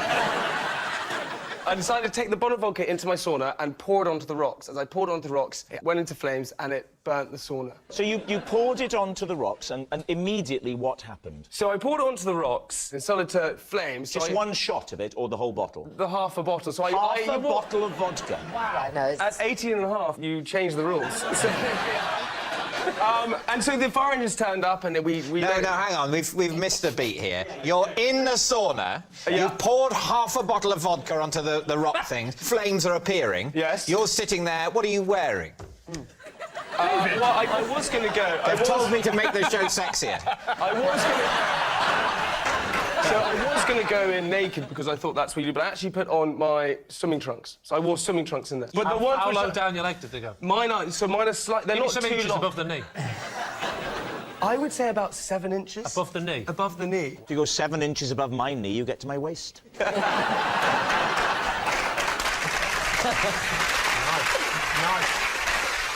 So you're sitting in there, in your trunks on the slats, and the flames have started. What do you do? I thought the best option was to pick them up and throw them... The rocks? Yeah, because I thought that, yeah... That must be boiling Oh, my up. Well, God. that's what I found out, obviously. You found out? You must have suspected they were hot, because you knew they were producing the heat, surely. But you in that panic. No, not even in the panic do I go, Bear in mind, he was 18 and a half.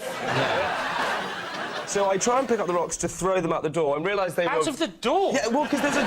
What else is there? Because you really wanted at this point to spread the fire through the rest of the apartment. What's on the other side of the door? The hall, the living room? What? A lovely balcony. I know you can... So you want to throw on the passers-by outside? Nothing says Rio like a falling, flaming vodka rock. My thought process was to pick up the rocks, throw them out the door, and it would have been fine. However, they picked up the rocks, they were too hot, so they fell on the ground, and the fire went. And I How thought... can you not know that the rocks are... Are you so posh? I told Are you so posh you don't understand the concept of coal? Have you ever cooked something and you've gone, oh, this one, you open up the oven and gone to take it out with your hands? No. OK. So, David, what is your team thinking about this? Claudia? I think it's true. Apartment, balcony, he's waiting for everyone to go, trunks on, vodka there. Finally, everything comes into place. Here we go. Yeah. Finally, a chance to put my trunks on. Everyone's out. What do you think? I'm on your side. Doesn't matter. So what are you going to say, then? I think we'll say true. OK. Jamie, were you telling the truth, or was it a lie? It was true. Yes, it's true. Jamie did set a sauna on fire. Right, Rod, you're next. OK. A mistake I made in France meant someone in England got hospitalised. Lee's team. Have you just learned to read?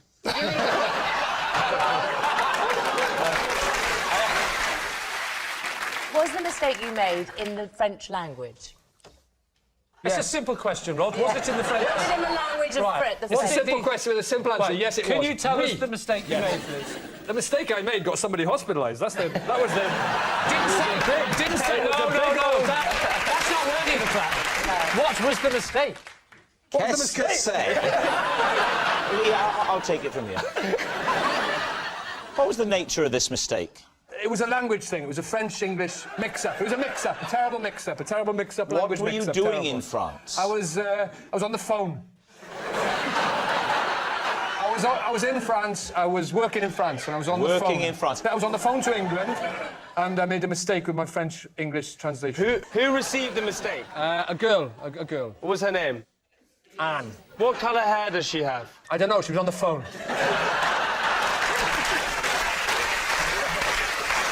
So you never met her? I never met her. So can you talk us through the incident? I was asked by someone in France. They said, "Can you talk to somebody in England?" Why did they ask you to do that?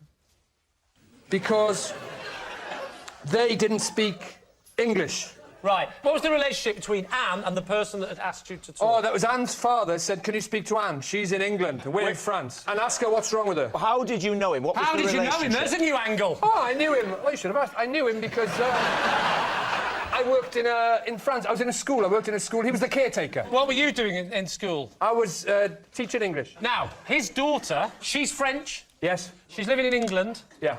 Now. No, she wasn't living. She was on a very short exchange thing. Right. Now, in the words of Question of Sport, what happened next?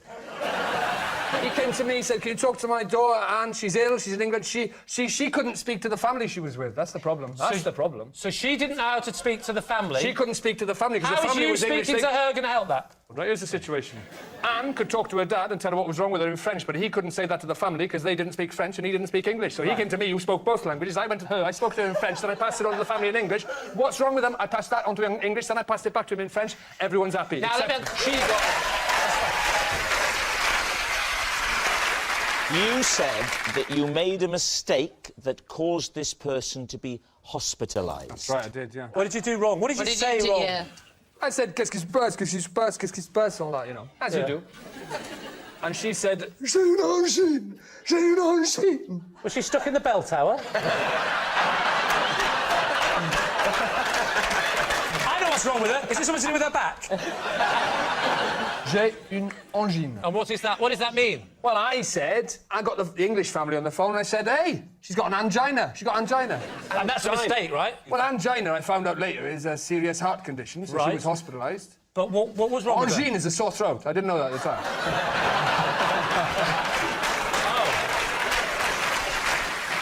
And what happened? Did they then rush her to this hospital? They called 999 and got her into hospital, yeah.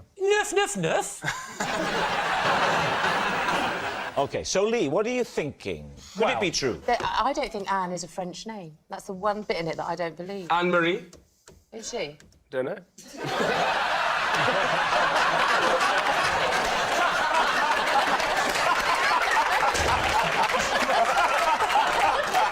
What an absolutely amazing answer.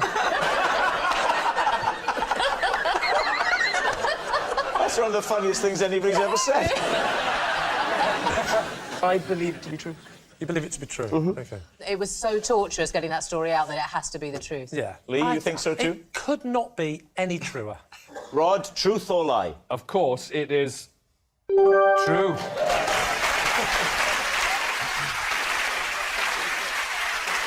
Our next round is called This Is My, where we bring on a mystery guest who has a close connection to one of our panellists. Now, this week, each of David's team will claim it's them that has the genuine connection to the guest, and it's up to Lee's team to spot who's telling the truth. So please welcome this week's special guest, Tony.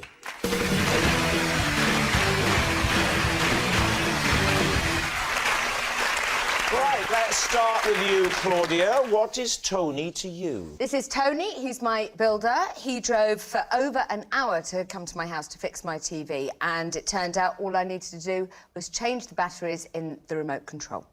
Rod, how do you know Tony? This is Tony, and we played in a band together. We both played guitar, except only his was plugged in, because I can't play a note. David, what is your relationship with Tony? This is Tony, and I regularly go round to his house to play with his Lego. So, there we have it. Claudia's helpful handyman, Rod's musical mate, or David's play pal. Lee's team, where would you like to begin? OK, let's start with Claudia. How do you know him? He built my house. Out of Lego? Is it a combined story? What happened is my telly didn't work, and so I thought... I got it. Did he put the television in the house? Yeah. Yes. So he built this from scratch, as in it was foundations up? Well, no, but he did the other stuff. What other stuff? You know...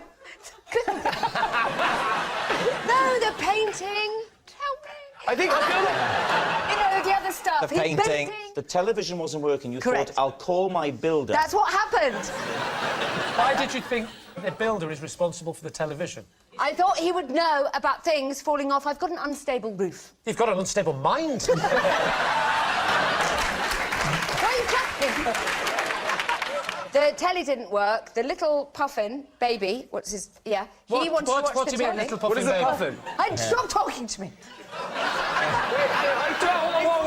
I thought you said that you wanted to watch the telly. I did. But then what is family. Puffin doing? I only want to watch what he wants to watch. Who in the love of God is the Puffin? I can't work out whose mind is the worst, Claudia's or yours. She said, I wanted to help out the little Puffin, and instead of going, what's the Puffin going to do with it, you went, well, hang on, who wanted to watch the telly, you or the Puffin? It doesn't matter who wants to watch the telly. What's the Puffin doing there? It's the next question.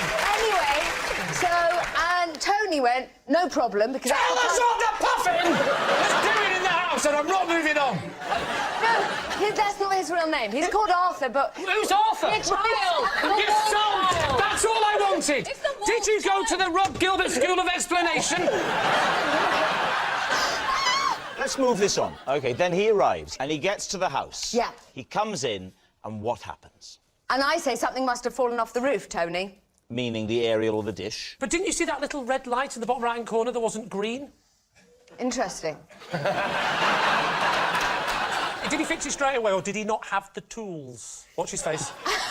Did he have to nip to see his mate Kevin, who's got the right tools, who lives 4 days away? He just got the remote. It was like magic. OK. And he flicked this thing. Right, this is the killer, This is the killer question that will decide whether she's telling the truth.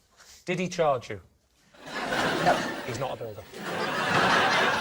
Well, there we are. Now, who would you like to question next? OK, so Rod. Sorry, remind us of your fact. I can't even remember his name.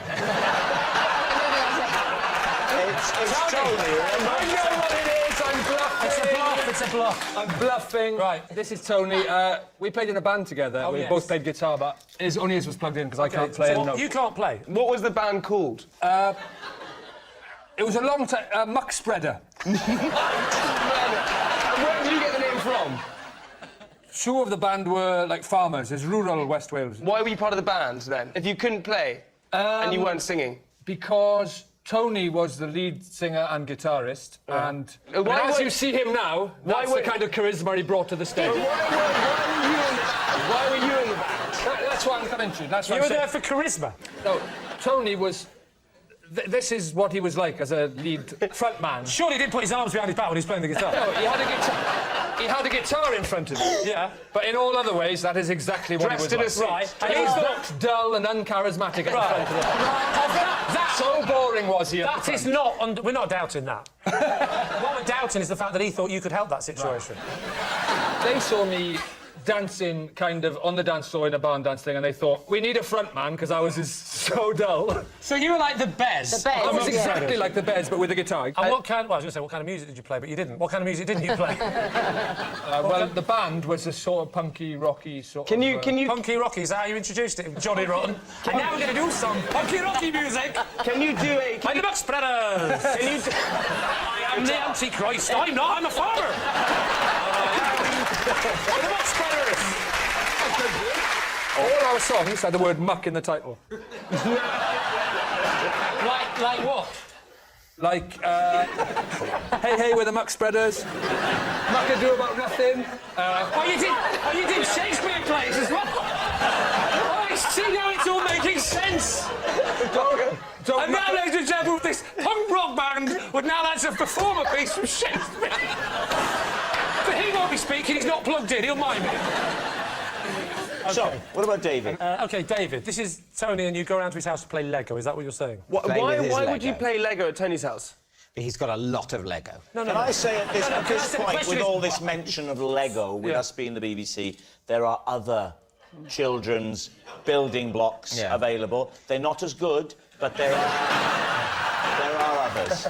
Sorry, carry on. Yes, absolutely. How often do you go around to his house and play with Lego? I suppose it must be once every 2 or 3 weeks. How long is a session? 2 or 3 hours. And do you freeform, or have you got a kit that you follow the instructions? We're building a castle.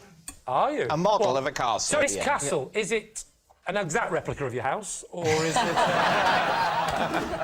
No, it's supposed to look like the Tower of London. So how big is it going to end up being? It's obviously big, isn't it? When it's finished, I think it'll be, I would say, roughly the size of one of these circles here.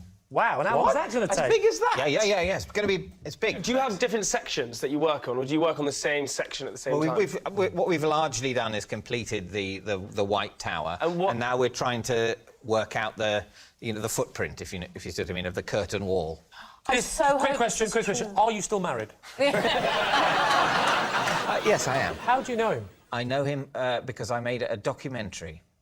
And I met him doing that. What was the documentary called? The documentary was called The Pursuit of Youth. It was about people who are into, childish things as adults. And they got you to host that? Yes.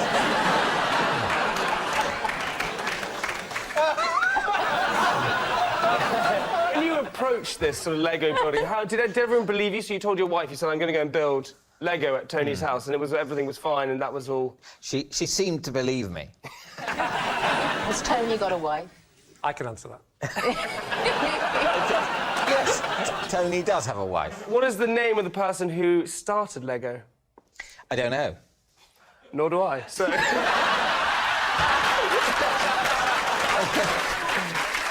So, Lee's team, is Tony Claudia's helpful handyman, Rod's musical mate, or David's play pal? Well, David's played this game long enough to know that if he was to put in the phrase, I was making a telly show, that would be a risk. Are you following his career? I'm not.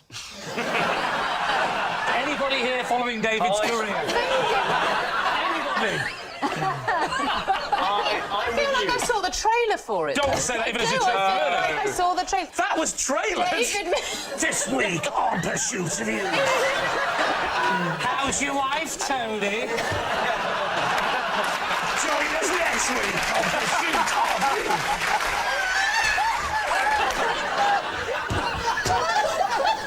Now, what about Claudia? I think you're wise, you're clever. You would have thought this through, I feel.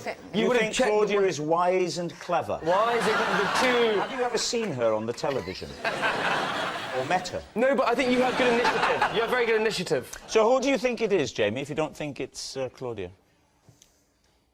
I mean, I do think it's Claudia, maybe. I don't know. Because now it's just changed. You now think it's Claudia? I think it's Claudia. I think it's Rod. Oh. You're wrong. Oh, well, in that case... No, you're right. I'm going with you. Don't you change your mind. He's already done this. I'm easily susceptible. I want it to be David. I think it's Claudia. I'm going with Rod. What's it going to be? We need a... She's in the documentary. David. David. All right. Tony, documentary. would you please reveal your true identity? My name is Tony, and I drove to Claudia's to fix her. Yes, Tony is Claudia's helpful handyman. Thank you very much, Tony.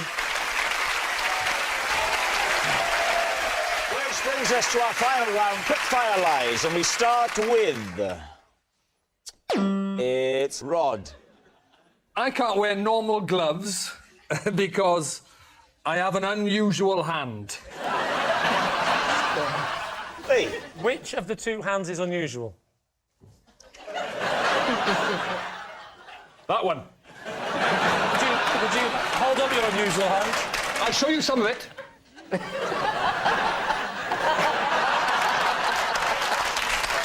have quite an unusual hand. Is it all gloves, or is it just certain gloves? Do you mean the those really odd gloves with the thumb and the four fingers? Because they're on mittens. Yes. And they're called mittens. Yeah, that's still a glove. No, it's not. It is. A mitten's a glove. No, it's not. It is. Admit it, a mitten is not a glove. Can I just say, you're both saying like two people who aren't quite sure of the real answer. You're absolutely right. I'm both doubting saying it myself. with conviction, but neither of you know the truth. This might help you. I could wear mittens, but I can't wear gloves. Ah, You've got webbed hands. Have you got webbed hands? Have you got webbed fingers? Yes, I got webbed fingers. Is this why you couldn't play the guitar in Muck Spreader? I could draw. Well, I haven't got a pen and paper, so I can't. So there we go. Okay. Is it I all have pen and gloves? paper. Pen and You paper. would have pen and paper, wouldn't you? Are you going to draw around your hand, but Yeah. not let us see? Draw around your Yeah, hand, but don't. I'll come to you. It's all right. I've got to even it out. Have a seat, sir. Thanks for coming. Thank you, sir. Right, draw it. Go on, draw it. Draw it. Do it. Draw it. Draw around it, yeah? Draw around it. Rob, you're to witness it, yeah? Well, I'm going to witness it. All right, OK. He's drawing round his fingers. Good God. Let me take it. Thank you, Rod. That must have been very traumatic for you. It certainly was. This is what Rod claims is the outline of his hand. Oh, so only one web on one hand? I've known you for 15 years. You didn't notice if I had a complete flipper. So, what are you going to say, Lee? Is this the truth? What do we think? What do you think? I'm in the worst position now because I've known him so long. I can't help thinking I would have known this. I weirdly think it's the truth. Why? Well, I feel like it was a very good drawing. You think that I like it. Do you not think if you didn't have one web finger that you couldn't have improvised that? No, because if you... I was assuming it was going to be fake and they were all going to be webbed, but one being webbed is very... I think that's his attempt at 5 web problems and he's rubbish at drawing. OK, what's it going to be, Lee? It's time to decide. No, I got it wrong on the trailer. Don't ask me anything. OK. So you don't know? It's a lie. You think it's a It's lie? a lie. I got David wrong, so I think we should ignore me. Just, you do it. Ignore me. So your advice is I'm not sure, I don't know, maybe a lie, and Ignore me. I've really got the winning team this week, haven't I? So what's it going to be? Let's go for lie. Lie? Lie. It's got to be a lie. Saying it's a lie. His... Rod, was it the truth or was it a lie?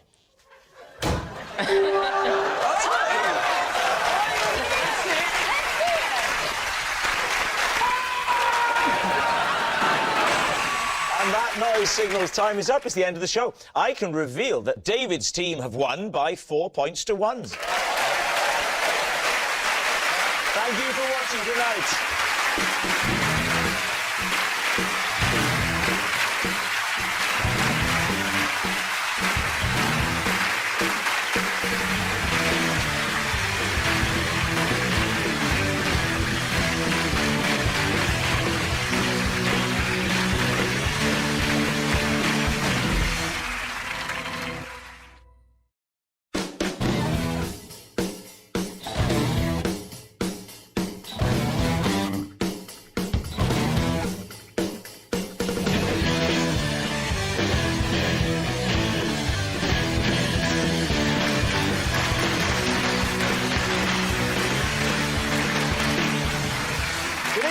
Welcome to Would I Lie to You, the show with barefaced lies and well-masked truths. On David Mitchell's team tonight, a presenter with the most famous fringe outside Edinburgh, it's Claudia Winkleman.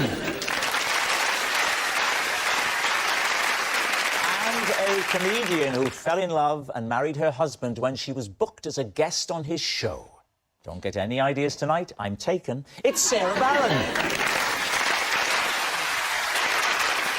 And on Lee Mack's team tonight, a comedian and huge fan of heavy metal. I'm delighted he's on the show, and I'm even more delighted he's not my neighbour. It's Ed Gamble.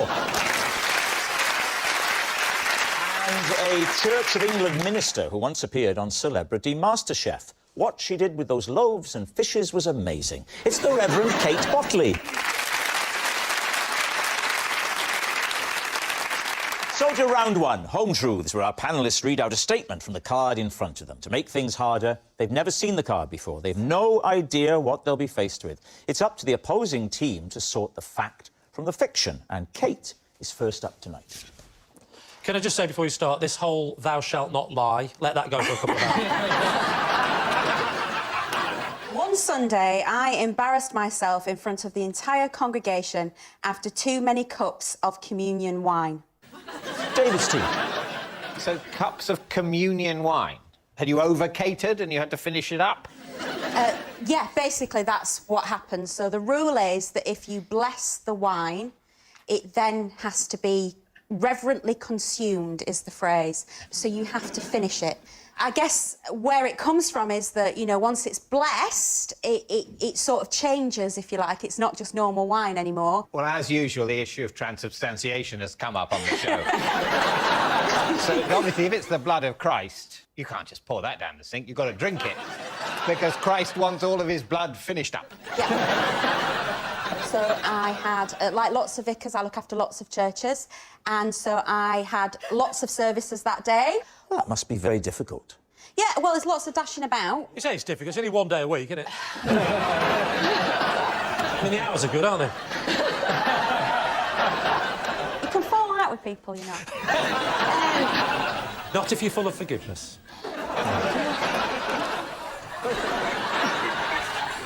So how many have you got under you? Well, at that point, I had 3 churches that I looked after, and so I had an 8 o'clock service, a 9:30 service and an 11 o'clock service. I finished the 8 o'clock wine, and then I finished the wine at the 9:30 service, and I'd not had any breakfast that morning. Oh. So at 11 o'clock, I'd given all the wine out, like you do. Given some of the wine out, Given some, polished off the rest I'd of it. misjudged how many people might come up for the wine. Yeah. And Well, so they're probably scared of the drunken woman, aren't they? If you're having a bit of blood, would you not line your stomach with a bit of body first? Right. I finished the wine, and I looked down at the cup at the same time, and there's a little floater of bread that someone had spat back into the no. And that sort of made me feel a bit queasy, and so I excused myself at that point, and I went to the church loo. Oh. And so I was unwell. Oh, no. Yeah. OK. Into the loo. But you didn't embarrass yourself. You go off, you come back. Divine. Oh, yes? Where is the embarrassment? In the eyes of God. I got to the loo, and I had my microphone still turned on. And that went out on the church PA system. The acoustics in some of those medieval buildings, the sound of vomiting would echo down from all the angels, the stained glass. It would be like God himself was vomiting. I'm wondering if, like, afterwards, did any of your congregation have a nickname for you or make fun of you, like, in subsequent weeks? They thought I was pregnant. And did you use that as an excuse to make you look better?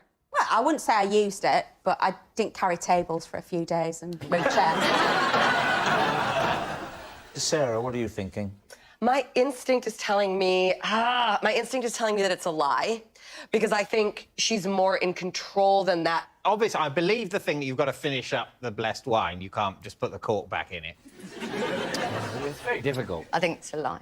You think it's a lie? I don't know. I don't know. It's impossible to know. All right. We're going to go lie. All right, you're saying lie. Might be true. We accept that it might be true. So we're going to go lie. So, Kate, was it true or was it a lie? It was true. Well done, Kate. Sorry. Yes, it's true. Kate really did embarrass herself in front of the entire congregation. Claudia, you're next. Okie doke. For several months, I had to sleep on the floor because I'd given up my bed for a sunbed. Please, team. When was this, Claudia? Yes. I think it was in the 90s. Why did you give it up as opposed to just getting a sunbed? Yeah. Oh, yes, because... Have a little read of it again if you need to. No, I'm absolutely fine. Who needs a bed? I'll sleep on the floor. More important to be orange. Was it... Sounds like someone speed dating with an Oompa Loompa. There you go. Right, talk us through the process of how you got a sunbed. Yeah, I didn't purchase one. I borrowed one for a bit, for some money. For what? She's trying to say she rented one, I think. That's what happened. I rented. So you rented a sunbed? I rented. Hello, you want a sunbed? I'll give you some money. Yeah, and then for a couple of months, for several months. How much was a sunbed in the 1990s? Well, it was about £40 a month. 40 Around quid a that. month to rent a sunbed. And they were called Sunbeds for Rental. Wow, what a great name. Yeah, .com. .com. In the 1990s. No, it wasn't .com. Just hello, VHS, other things, toasties. And we put sunbeds. And sunbeds, toasties and Pop-Tarts. Where are you living? Have you set out into the world as a young Claudia? I'm at university. Oh. Where were you at university? Cambridge. No. No. It's a lie. It's a lie. What did you study? History of art. We could test her on that. Go on, Ed. When was the first painting?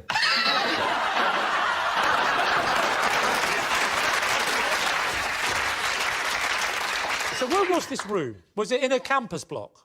No, it was in a road. Just a room in a road? Was it surrounded at all by a house? Did you sleep on the floor next to the sunbed? Curled up like a mushroom. That's how I sleep. Well, you're probably under the lamp too long. Do you ever bring anyone back after a night out? I had quite an unsuccessful love life at university. Were they just men leaving more tanned than when they came in? Kate, what do you think? Well, it's tricky, isn't it? Because the way she's stumbling and hesitating could be a complete, red herring. Orange herring. I'm going to go lie.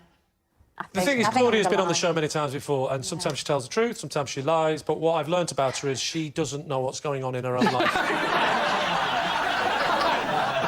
Have you got one now at home? No, because I found a new way. What's the new way? Being spray painted. Once a week, twice a week during Strictly. I had a spray tan once. You had a spray tan? Yeah, when we did the trip to Greece, they wanted us to look a little bit tan before we went, so a girl came round to my house, set up what looked like a crime scene tent in the, there you go. in the living room, put paper pants on me, and went... She actually put them on you? Well, I never get them on, dear. Come on, lift your leg up. Is she telling the truth or telling a lie? I think we go true. You think it's a lie, don't you? I think it's a lie. I think it is true. You're going to say true? OK. Claudia, was it the truth or was it a lie? It is true. Yes, it's true. Claudia really did sleep on the floor to make space for a sunbed. Sarah, you're next. Okay. I once watched a sad film immediately before breaking up with a boyfriend so I could generate enough tears to mask my indifference. Lee's team. When was this? This was about 12 years ago. Right, so the obvious question to ask is what was the name of the boyfriend? Jan. Jan? Jan. J-A-N? J-A-N. Do you mean Jan as in Jan because he was Scandinavian? No. Do you mean no as in N-O? It was a nickname. Yeah? For January. Oh, his name was January, now it makes sense. What was his surname? Warren. January Warren? How did you meet January Warren? At a calendar fair or something? Yes, How long have you been seeing each other? 4 months. And what was the film you chose to watch? Beaches. So Beaches? sad at the end. I don't think I've ever seen Beaches. Bette Midler. Bette Midler. Yeah. Bette Midler. Say Bette Midler one more time. Bette Midler. I remember it now. The wind beneath my wings. That's where that song is from. Did you ever know that you're my hero? You're everything I would like to be. I feel like I should press a button to close the curtains at the creme at this moment.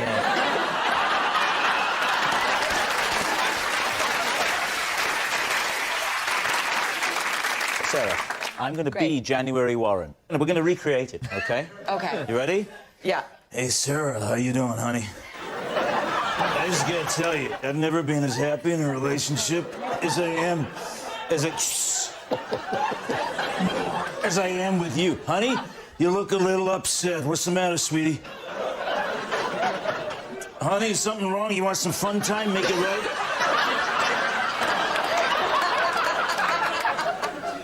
I'm not happy. You've been watching Beaches again, right? It sounds like I've been watching the Muppets. I don't know if I'm upset about the film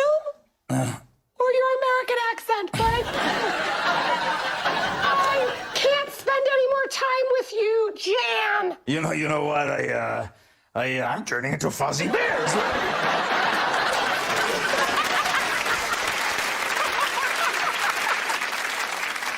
Let me ask you this. Yeah. Did you watch Beaches with him? Yeah. You sat with him to watch it, Oh. and the plan was that's always to devious. finish by the end of the film. I thought, I know I'll cry if I watch Beaches, and that he would be, like, less angry because I was already crying. So how did January react? He was sad. Well, he'd been watching Beaches as well. He's in a terrible mood. He was sad, but he told me that he understood. What do you think, Kate? I think that I would choose Beaches to make me cry. I think that's Yeah, plausible. I think yeah. 'cause it's a really sad film. Ed, what are you thinking? I think it's true. The 100% true. I'm going to go 70% lie. Right, well, I'm going to commit even further. I'm going to say 50% true. It's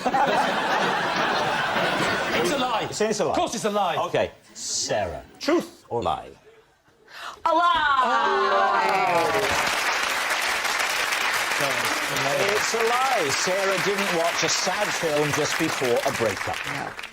Our next round is called This Is My, where we bring on a mystery guest who has a close connection to one of our panellists. Now, this week, each of Lee's team will claim it's them that has the genuine connection to the guest. It's up to David's team to spot who's telling the truth. So please welcome this week's special guest, John.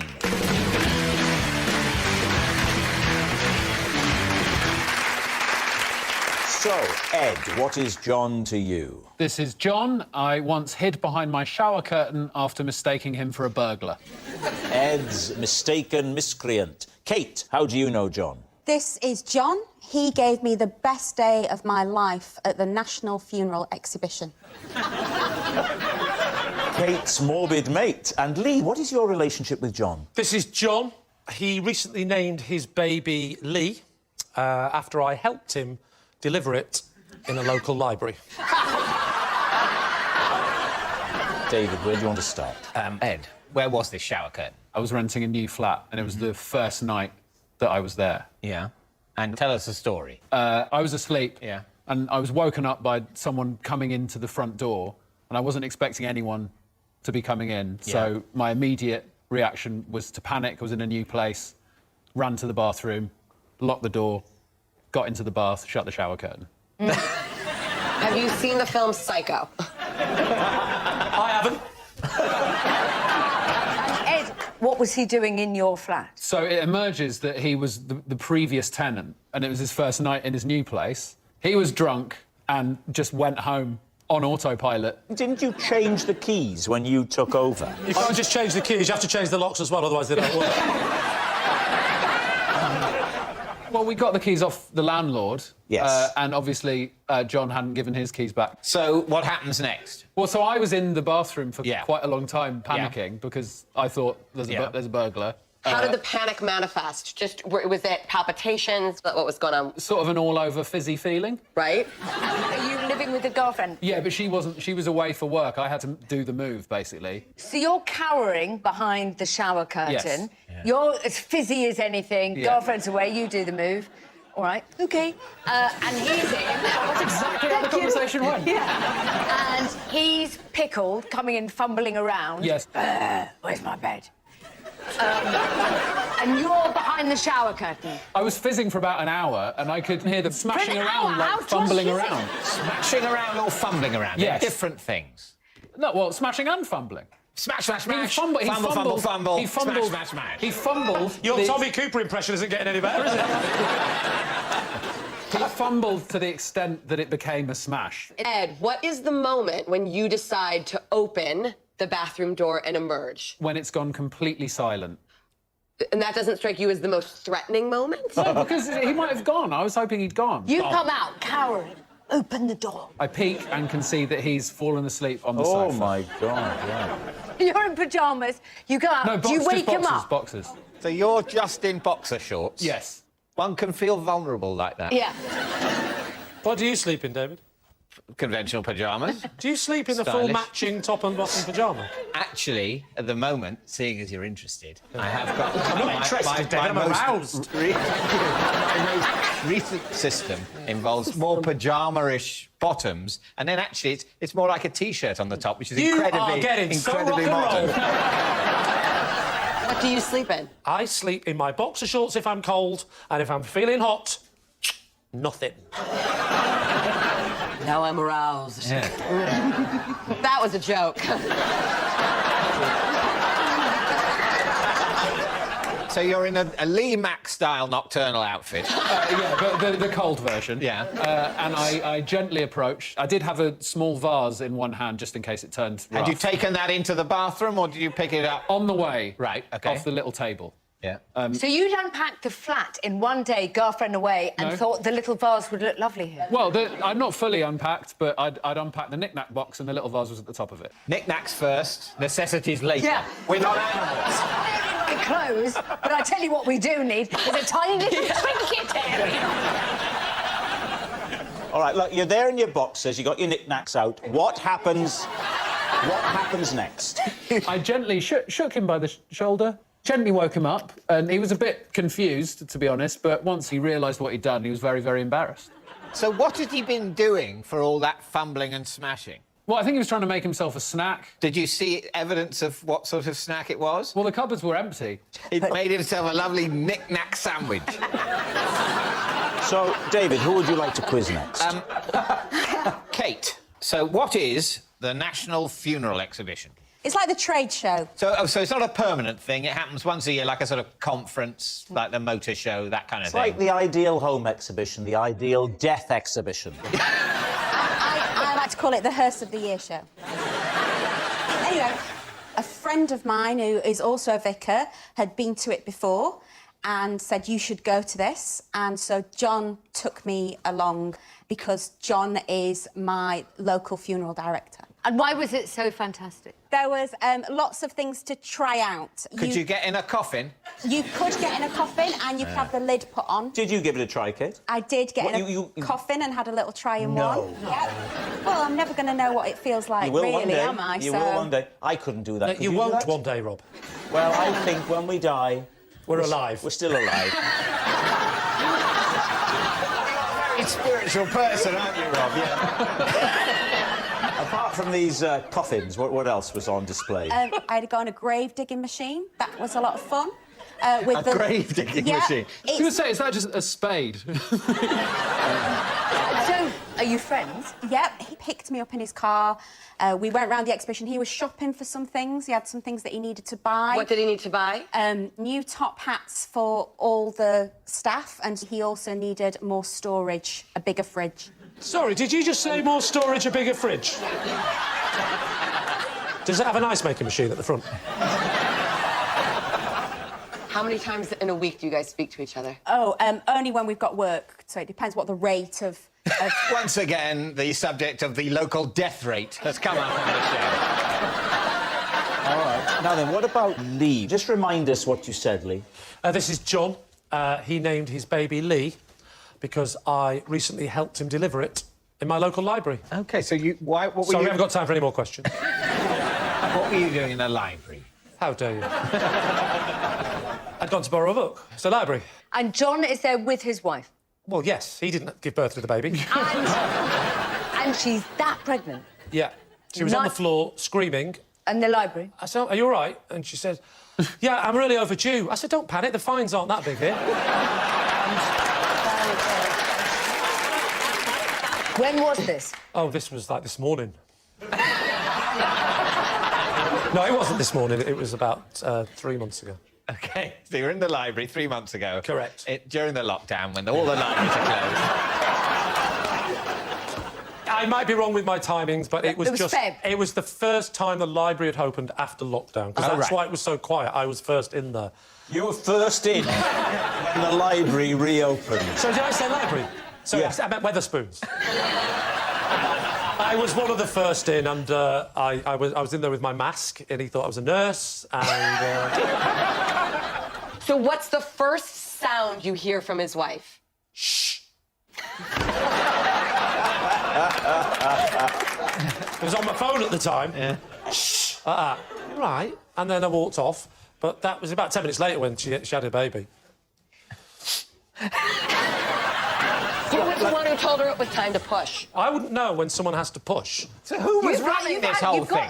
He was running it a bit, the librarian was running it a bit, the other library staff member was doing it a bit, and I was on hand to help out. I was getting it wrong. Yes, I was going, pull! So, just talk us through it. Take us through it stage by stage. Waters broke in non-fiction, and then she was now... Now we're in the realms of fiction. Well, ironically... we all know that. Ironically, the most space was in the children's section. She was lying in the children's section. And she goes, I need something. So I picked off the 0 to 2 books. I said, well, they'll come in handy. And then I started helping out. How did you help out? How? Well, first of all, I held her hand. Really? Yeah, but I used 2 hands, because I felt it was more intimate.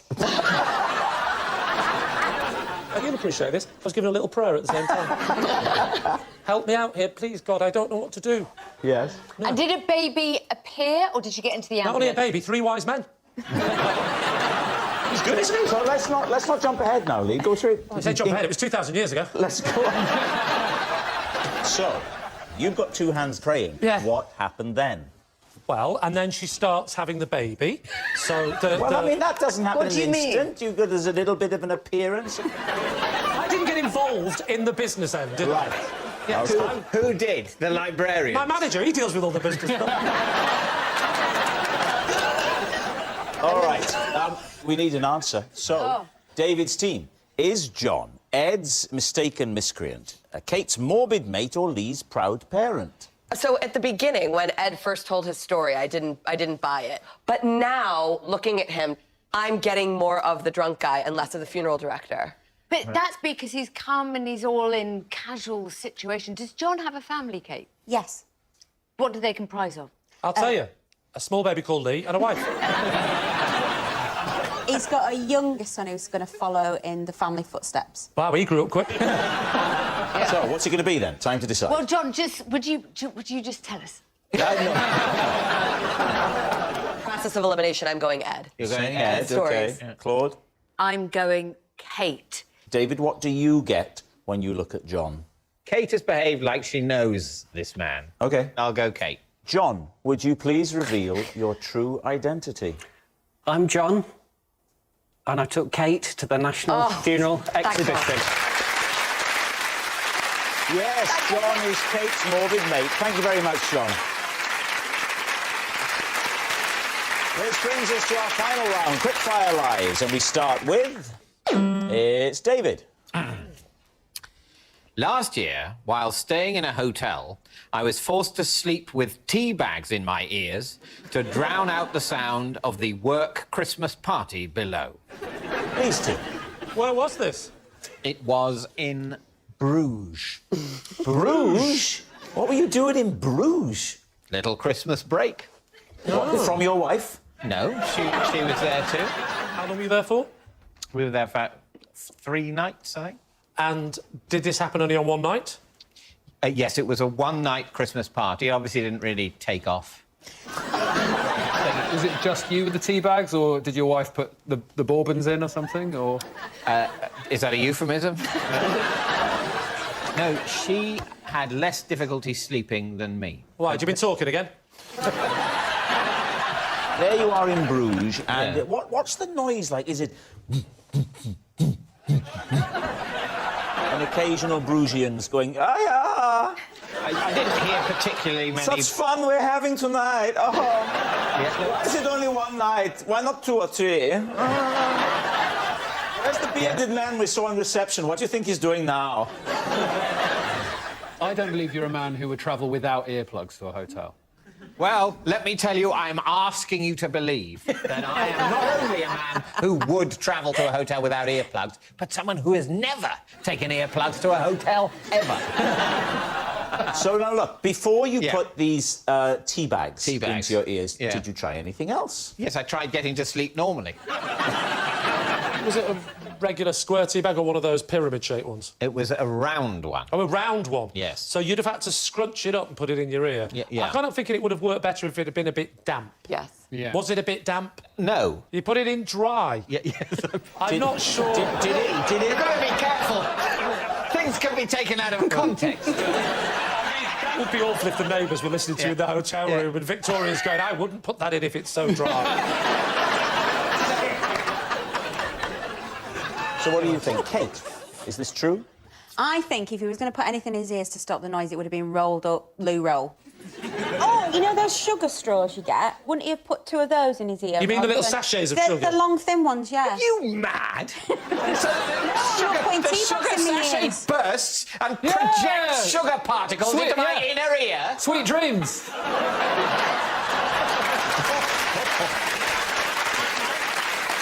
What are you going to say, Lee? Truth or lie? Lie. Lie. It's a lie, 100%. OK, so it's a lie. David, is it a lie or was it the truth? It is a lie. Yes, it's a lie. David didn't sleep with 2 bags in his ears. Well, that noise signal's time is up. It's the end of the show, and I can reveal that David's team have 1 point, Lee's team have 4 points. Yes.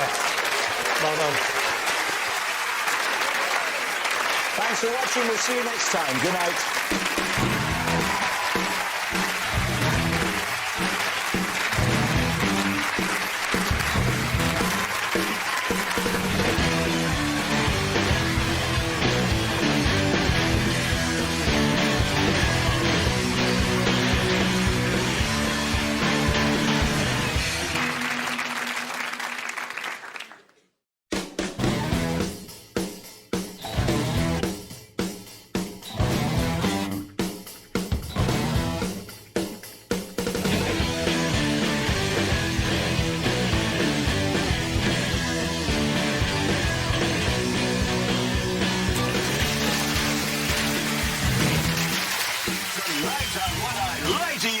He's packing a punch, it's Harry Enfield.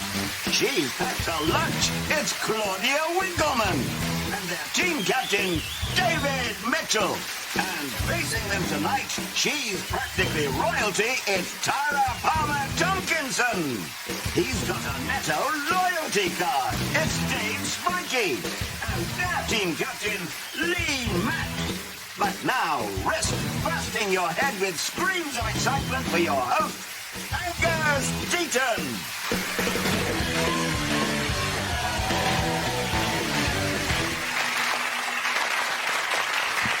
Good evening and welcome to Would I Lie to You, the show where cheating and lying is not only allowed but actively encouraged. Lying is part of everyday life for most people nowadays, as I was saying to George Clooney only last night in the bath. Many women lie about their age. For example, Jerry Halliwell claims she's only 40. Pinocchio, of course, was a compulsive liar who suffered from woodworm, sort of child's version of Heather Mills, if you like. Which brings us inexorably to round 1, Home Truths, in which our panellists read out a statement about themselves from a card laying before them. At this moment in the passage of time, they've no idea whether they'll be reading a genuine truth or a hideous lie made up earlier today by a crack team of YTS trainees. The opposing team then use any means at their disposal, with the exception of blackmail and light sexual favours, to determine whether or not they're being lied to. Tara is first to surprise us all tonight. Your home truth, if you would. My home truth is that I have eaten a diamond. Why?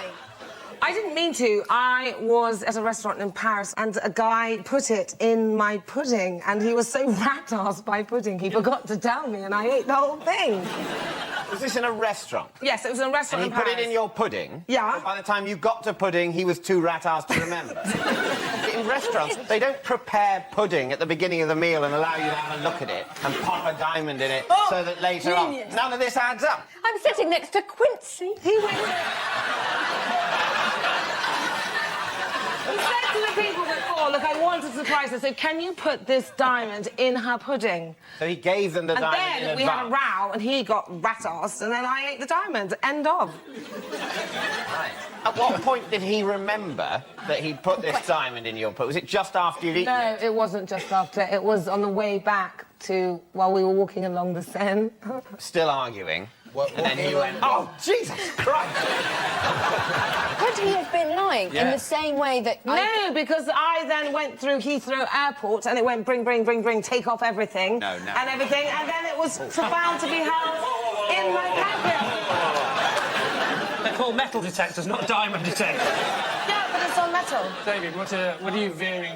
Well, there are a lot of holes in the story, but then, you know, maybe Tara's just told it in a flaky way. You see, double bluff. I think it's...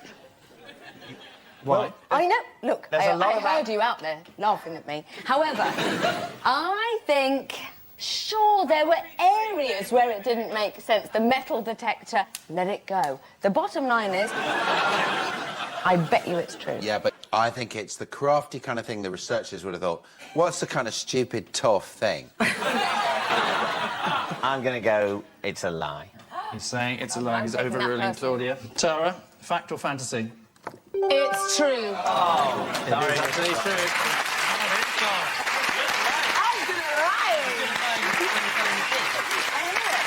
Yeah, it's true. Tara has eaten a diamond when it was left in her dessert. Hard to know what's more surprising, Tara not noticing she'd eaten a diamond or that she once ate a whole pudding. Not knowing what happened to the diamond, but if you're in a Paris sewer and see a rat driving a Ferrari, you'll know who found it.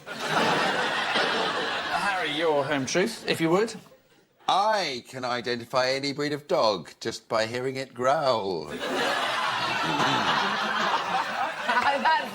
How long have you been able to do this? Oh, yeah, right. Oh, yeah. This is how you put them off the scent. Oh, yeah. I've been able to do it for 5 years. How did you learn, then? I went and I visited lots of dogs. Yeah. First of all, I listened to them bark, and then I looked away. And then I heard them bark, and then I learnt that bark. OK, do a demonstration of a Rottweiler. Woof.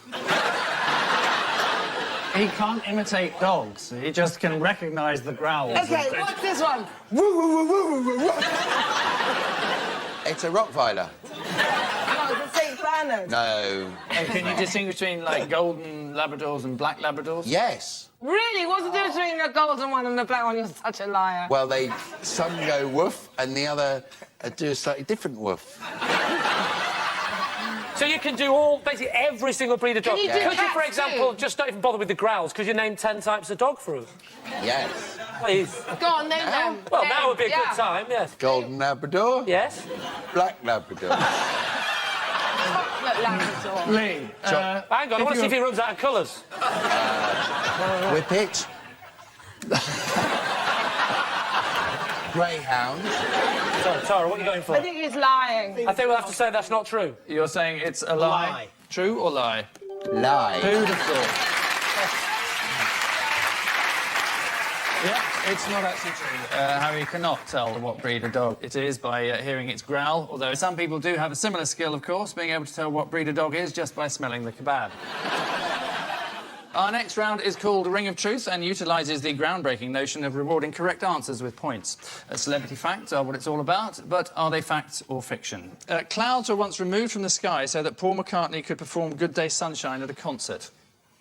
Sorry, what do you mean? Well, you can move clouds if you really want. What you do is, you can either fly a plane over it and drop silver oxide on it, or you can shoot a rocket into the cloud. You can basically steal other people's rain if you do that. The cloud's going over. Is this a dream? No, you can do it.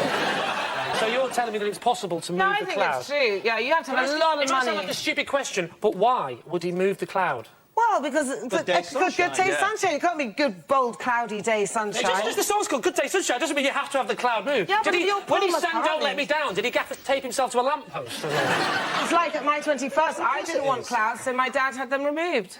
What? At my 21st, it was outside and we didn't have a marquee, so removed the clouds. Yeah. Did he really? Did he send up planes? You mean, Yeah, are you 2 like, planes. did you honestly, at your 21st birthday, get a cloud moved? No, I got more than one. There was... Oh, my God. The whole sky just over our house in Hampshire was blue. Yeah? Just to match my dress. You spoilt... That's incredible!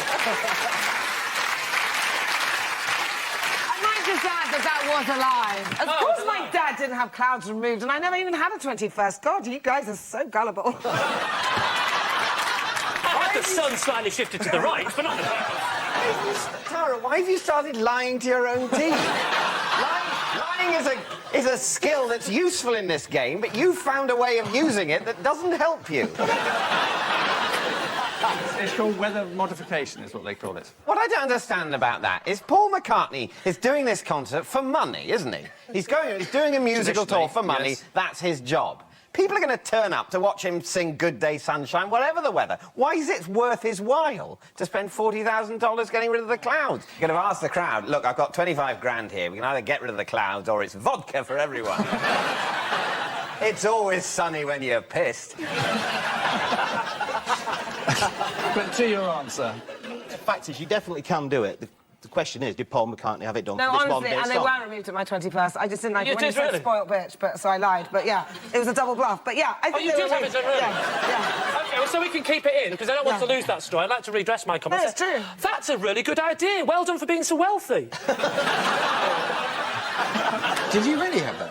Yeah, you could do it. You don't need a big old Gulfstream, just a little plane. To be honest, actually, it's not a thing about being rich. It's slightly to do with being rich. If you get a plane to move a cloud, surely. I'm saying it doesn't have to be a Learjet. I mean, we live on a farm. As opposed to these council estate Cessna-like aircraft, you mean? I think some of the problems of drought in Africa have been caused by too many people having 21st birthday parties too close to each other. So, David, what are you thinking? I think it's eminently plausible, unless my team overrules me. Well, I'm going to remain silent, and if you're wrong, I'm going to really be furious with you. So, no pressure. They're saying it's true. Lee? Well, what do you think, Tara? What are we saying? I think it's true. Okay. He mustn't use my plane. I think it's absolute rubbish. Well, I'm going to go with Tara, because if she knows about moving weather, I'm going to go with that. You want to marry me now? Can I just say, hand on heart, without a hint of irony, you are, without doubt, the most frightening person I've ever met.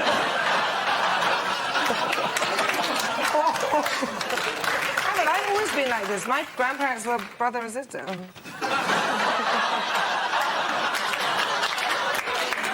That's more extraordinary than any fact we've had on the show so far. Are you saying it's true or untrue? I'll go with Crazy Lil and say... And say it is. I'll say it's absolutely spiffing well true. OK, and I can tell you that it is absolutely true. Well done.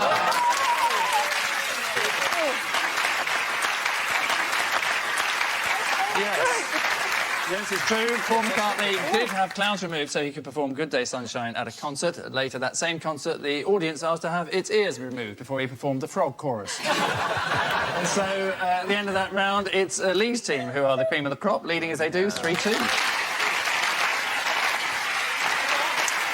Our next round goes by the strangely decimated title of This Is My. Each of Lee's team will claim to have a close association with our special guest person. Each of David's team will then interrogate, cajole, bully and finally identify the member of Lee's team who is telling the truth. So please welcome this week's special guest person, Dave.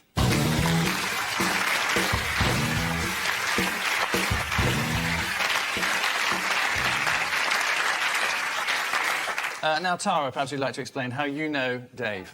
I met Dave in 1990 when I passed out at the top of Mont Blanc because the altitude, the air was so thin, and you very kindly helped me down with the party you were guiding down the peak. So, an heroic mountaineer, thank you. Lee, what's Dave to you? This is Dave. All right, Dave. He's my old boss who taught me how to call bingo. So, a bingo calling instructor. And finally, Dave, your relationship with Dave. This is Dave. He's a mate of mine from down the pub, call him Bestie. He makes £40,000 a year on pub trivia machines. So there you are. A life-saving mountaineer, according to Tara, a bingo tutor, if we believe Lee, or a quiz machine whiz kid and friend to Dave. David's team, your call. Let me ask about Mont Blanc. So were you skiing or were you mountaineering? No, I was actually on a photo shoot and I was at the top there, and that's where I passed out because the altitude was so thin, and he helped me down. Where's Dave from? Dave, he can't speak. You can't ask. No, I'm asking you. Where's he from? He's French. He's...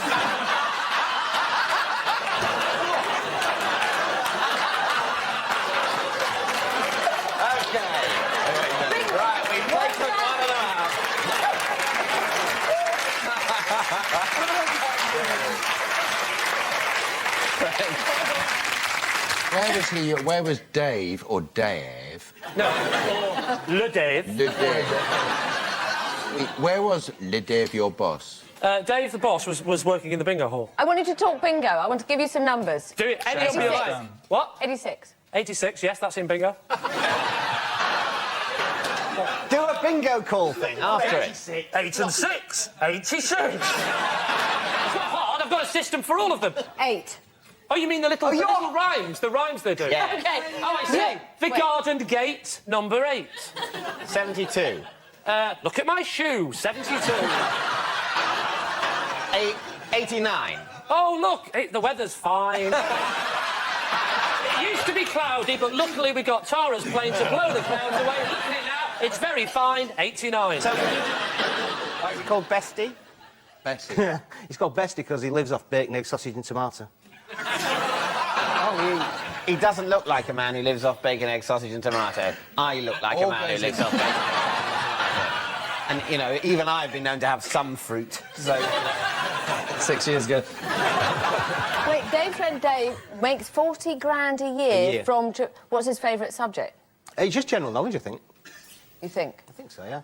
I don't follow him round. I just happen to know. Where does I think you're telling... Oh, no. 37. I know. I think you. Get the hang of it.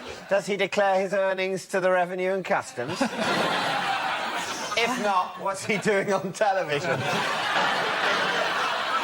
I know about gambling from the bingo days. You don't pay tax on winnings and gambling, you pay it before you bet. So for every 10 pence that's put in the machine, if that was true, which it isn't because the bingo's true, a penny of it would be for tax. I don't think any of them have met him. None of them. Yeah, it turns out to be Angus's nephew, is that what you're saying? It would be an interesting twist. Angus, give us a little clue. Well, I can't really, other than saying that it's either Tara's mountaineering marvel, Lee's bingo expert, or Dave's trivia king. I think it's Dave's, mate. I heard about people making money from fruit machines, but not quiz machines. I think the most likely story is Lee's at the moment. And you don't seem to be considering Tara's at all.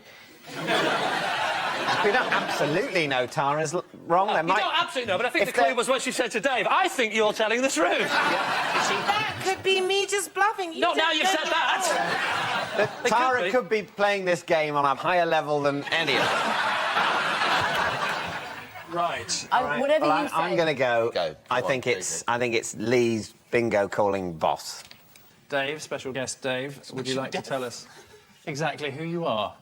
I'm Lee's ex-boss, and I taught him how to be a bingo caller.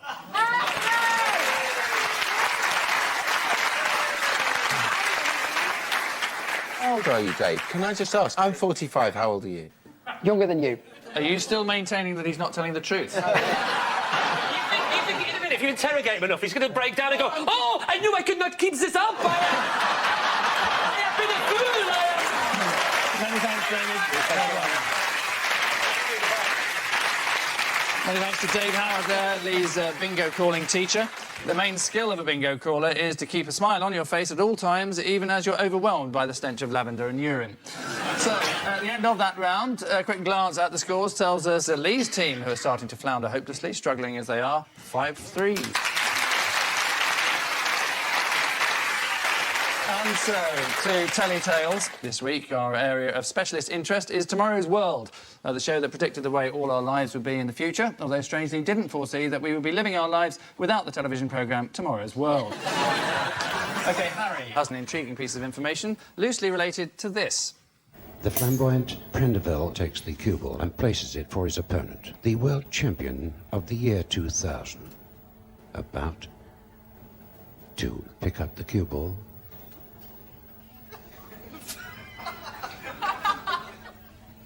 Our champion is, in fact, not yet switched on. Well, we appear to... Nothing appears to be happening. Let me introduce, first of all... Oh, wait a minute. And the opponent's back at it. He's in for a big break. Takes the cue and the red into the bottom pocket.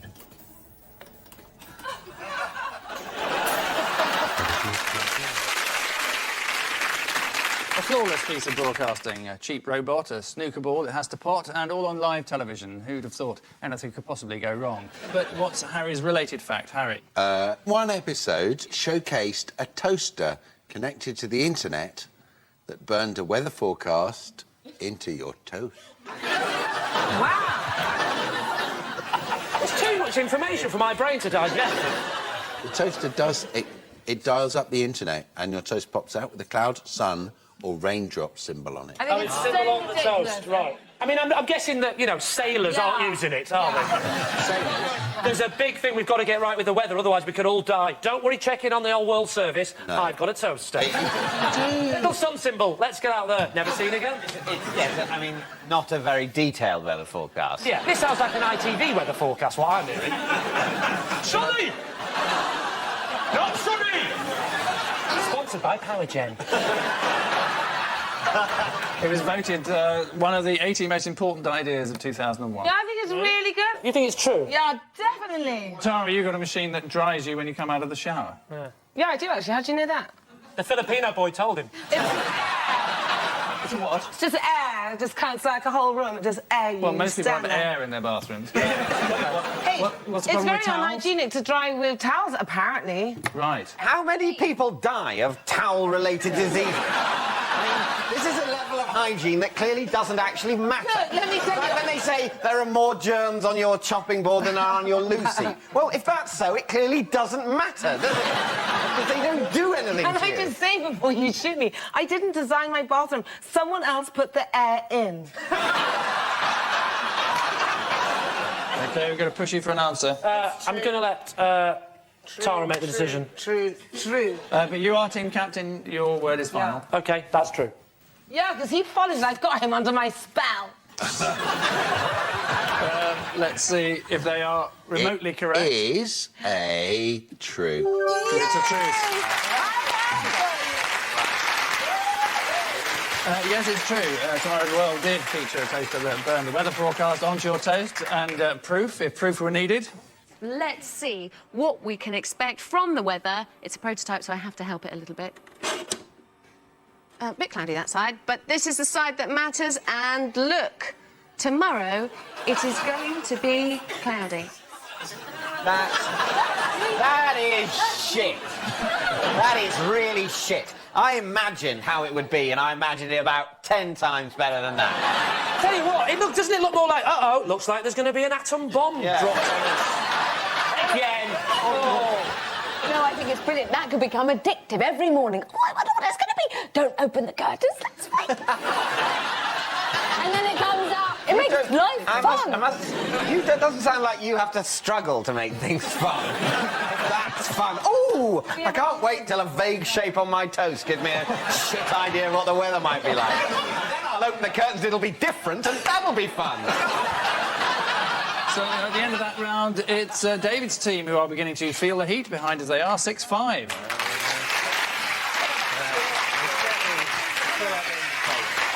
And so to our final quickfire round, in which our plucky contestants reveal another truth or tell another lie about themselves, depending on what's printed on the back of their as-yet unseen cards. Lee's team are in the lead, so David's team need to, quite frankly, get a grip, starting now. Harry. I once pushed a man in a lake for following me, shouting, "Only me."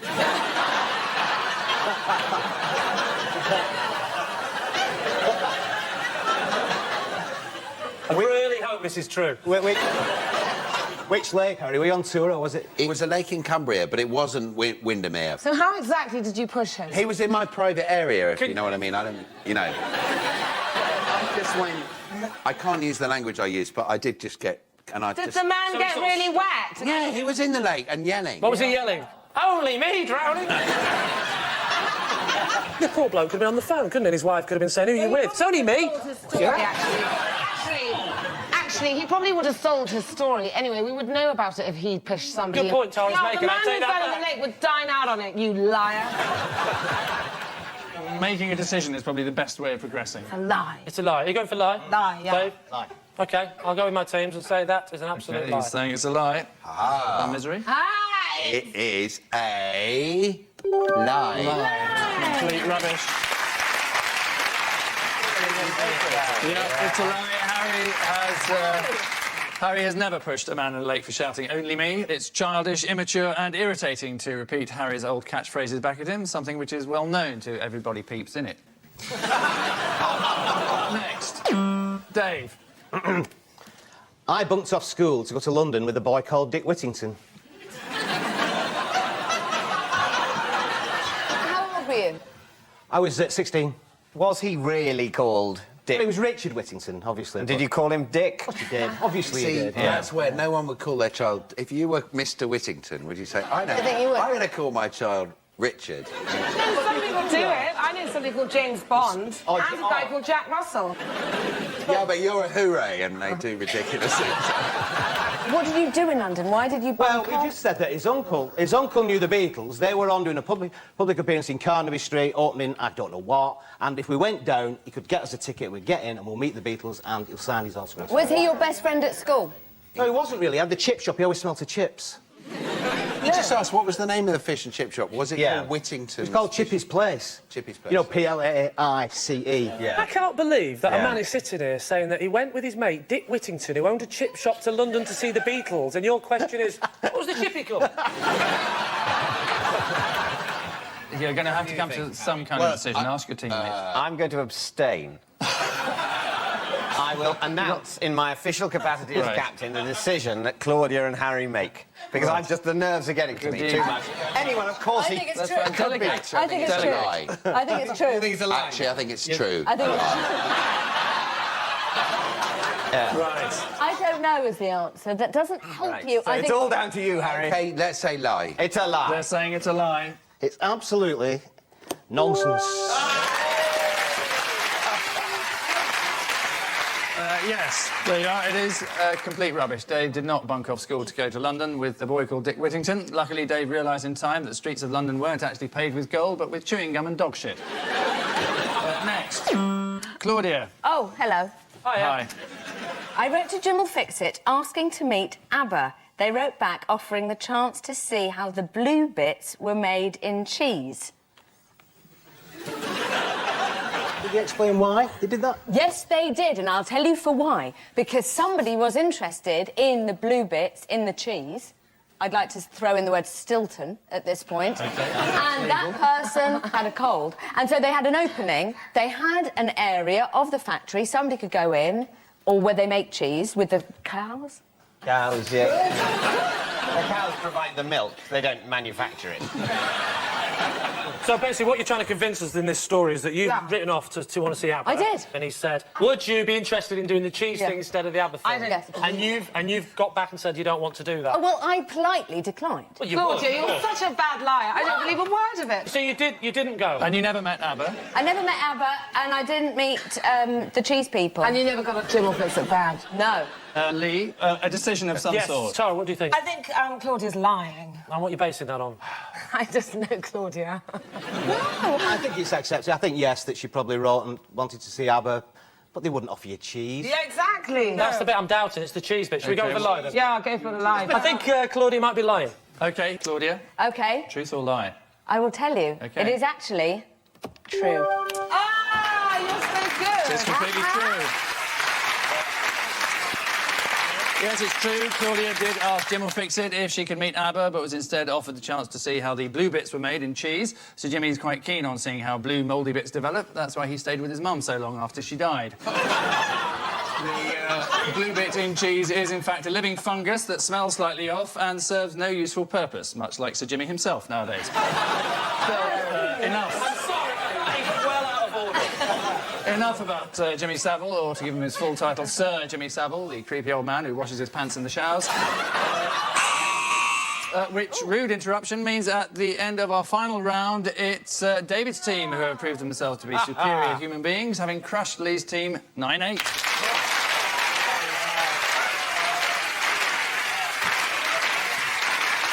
So, night-long celebrations for David's team, the joy of having taken part for Lee's team. And we leave you with a reminder that, according to a recent survey, the 3 most commonly told lies are the cheques in the post, your hair looks just fine, and I was only trying to perform the Heimlich manoeuvre, officer. Good night.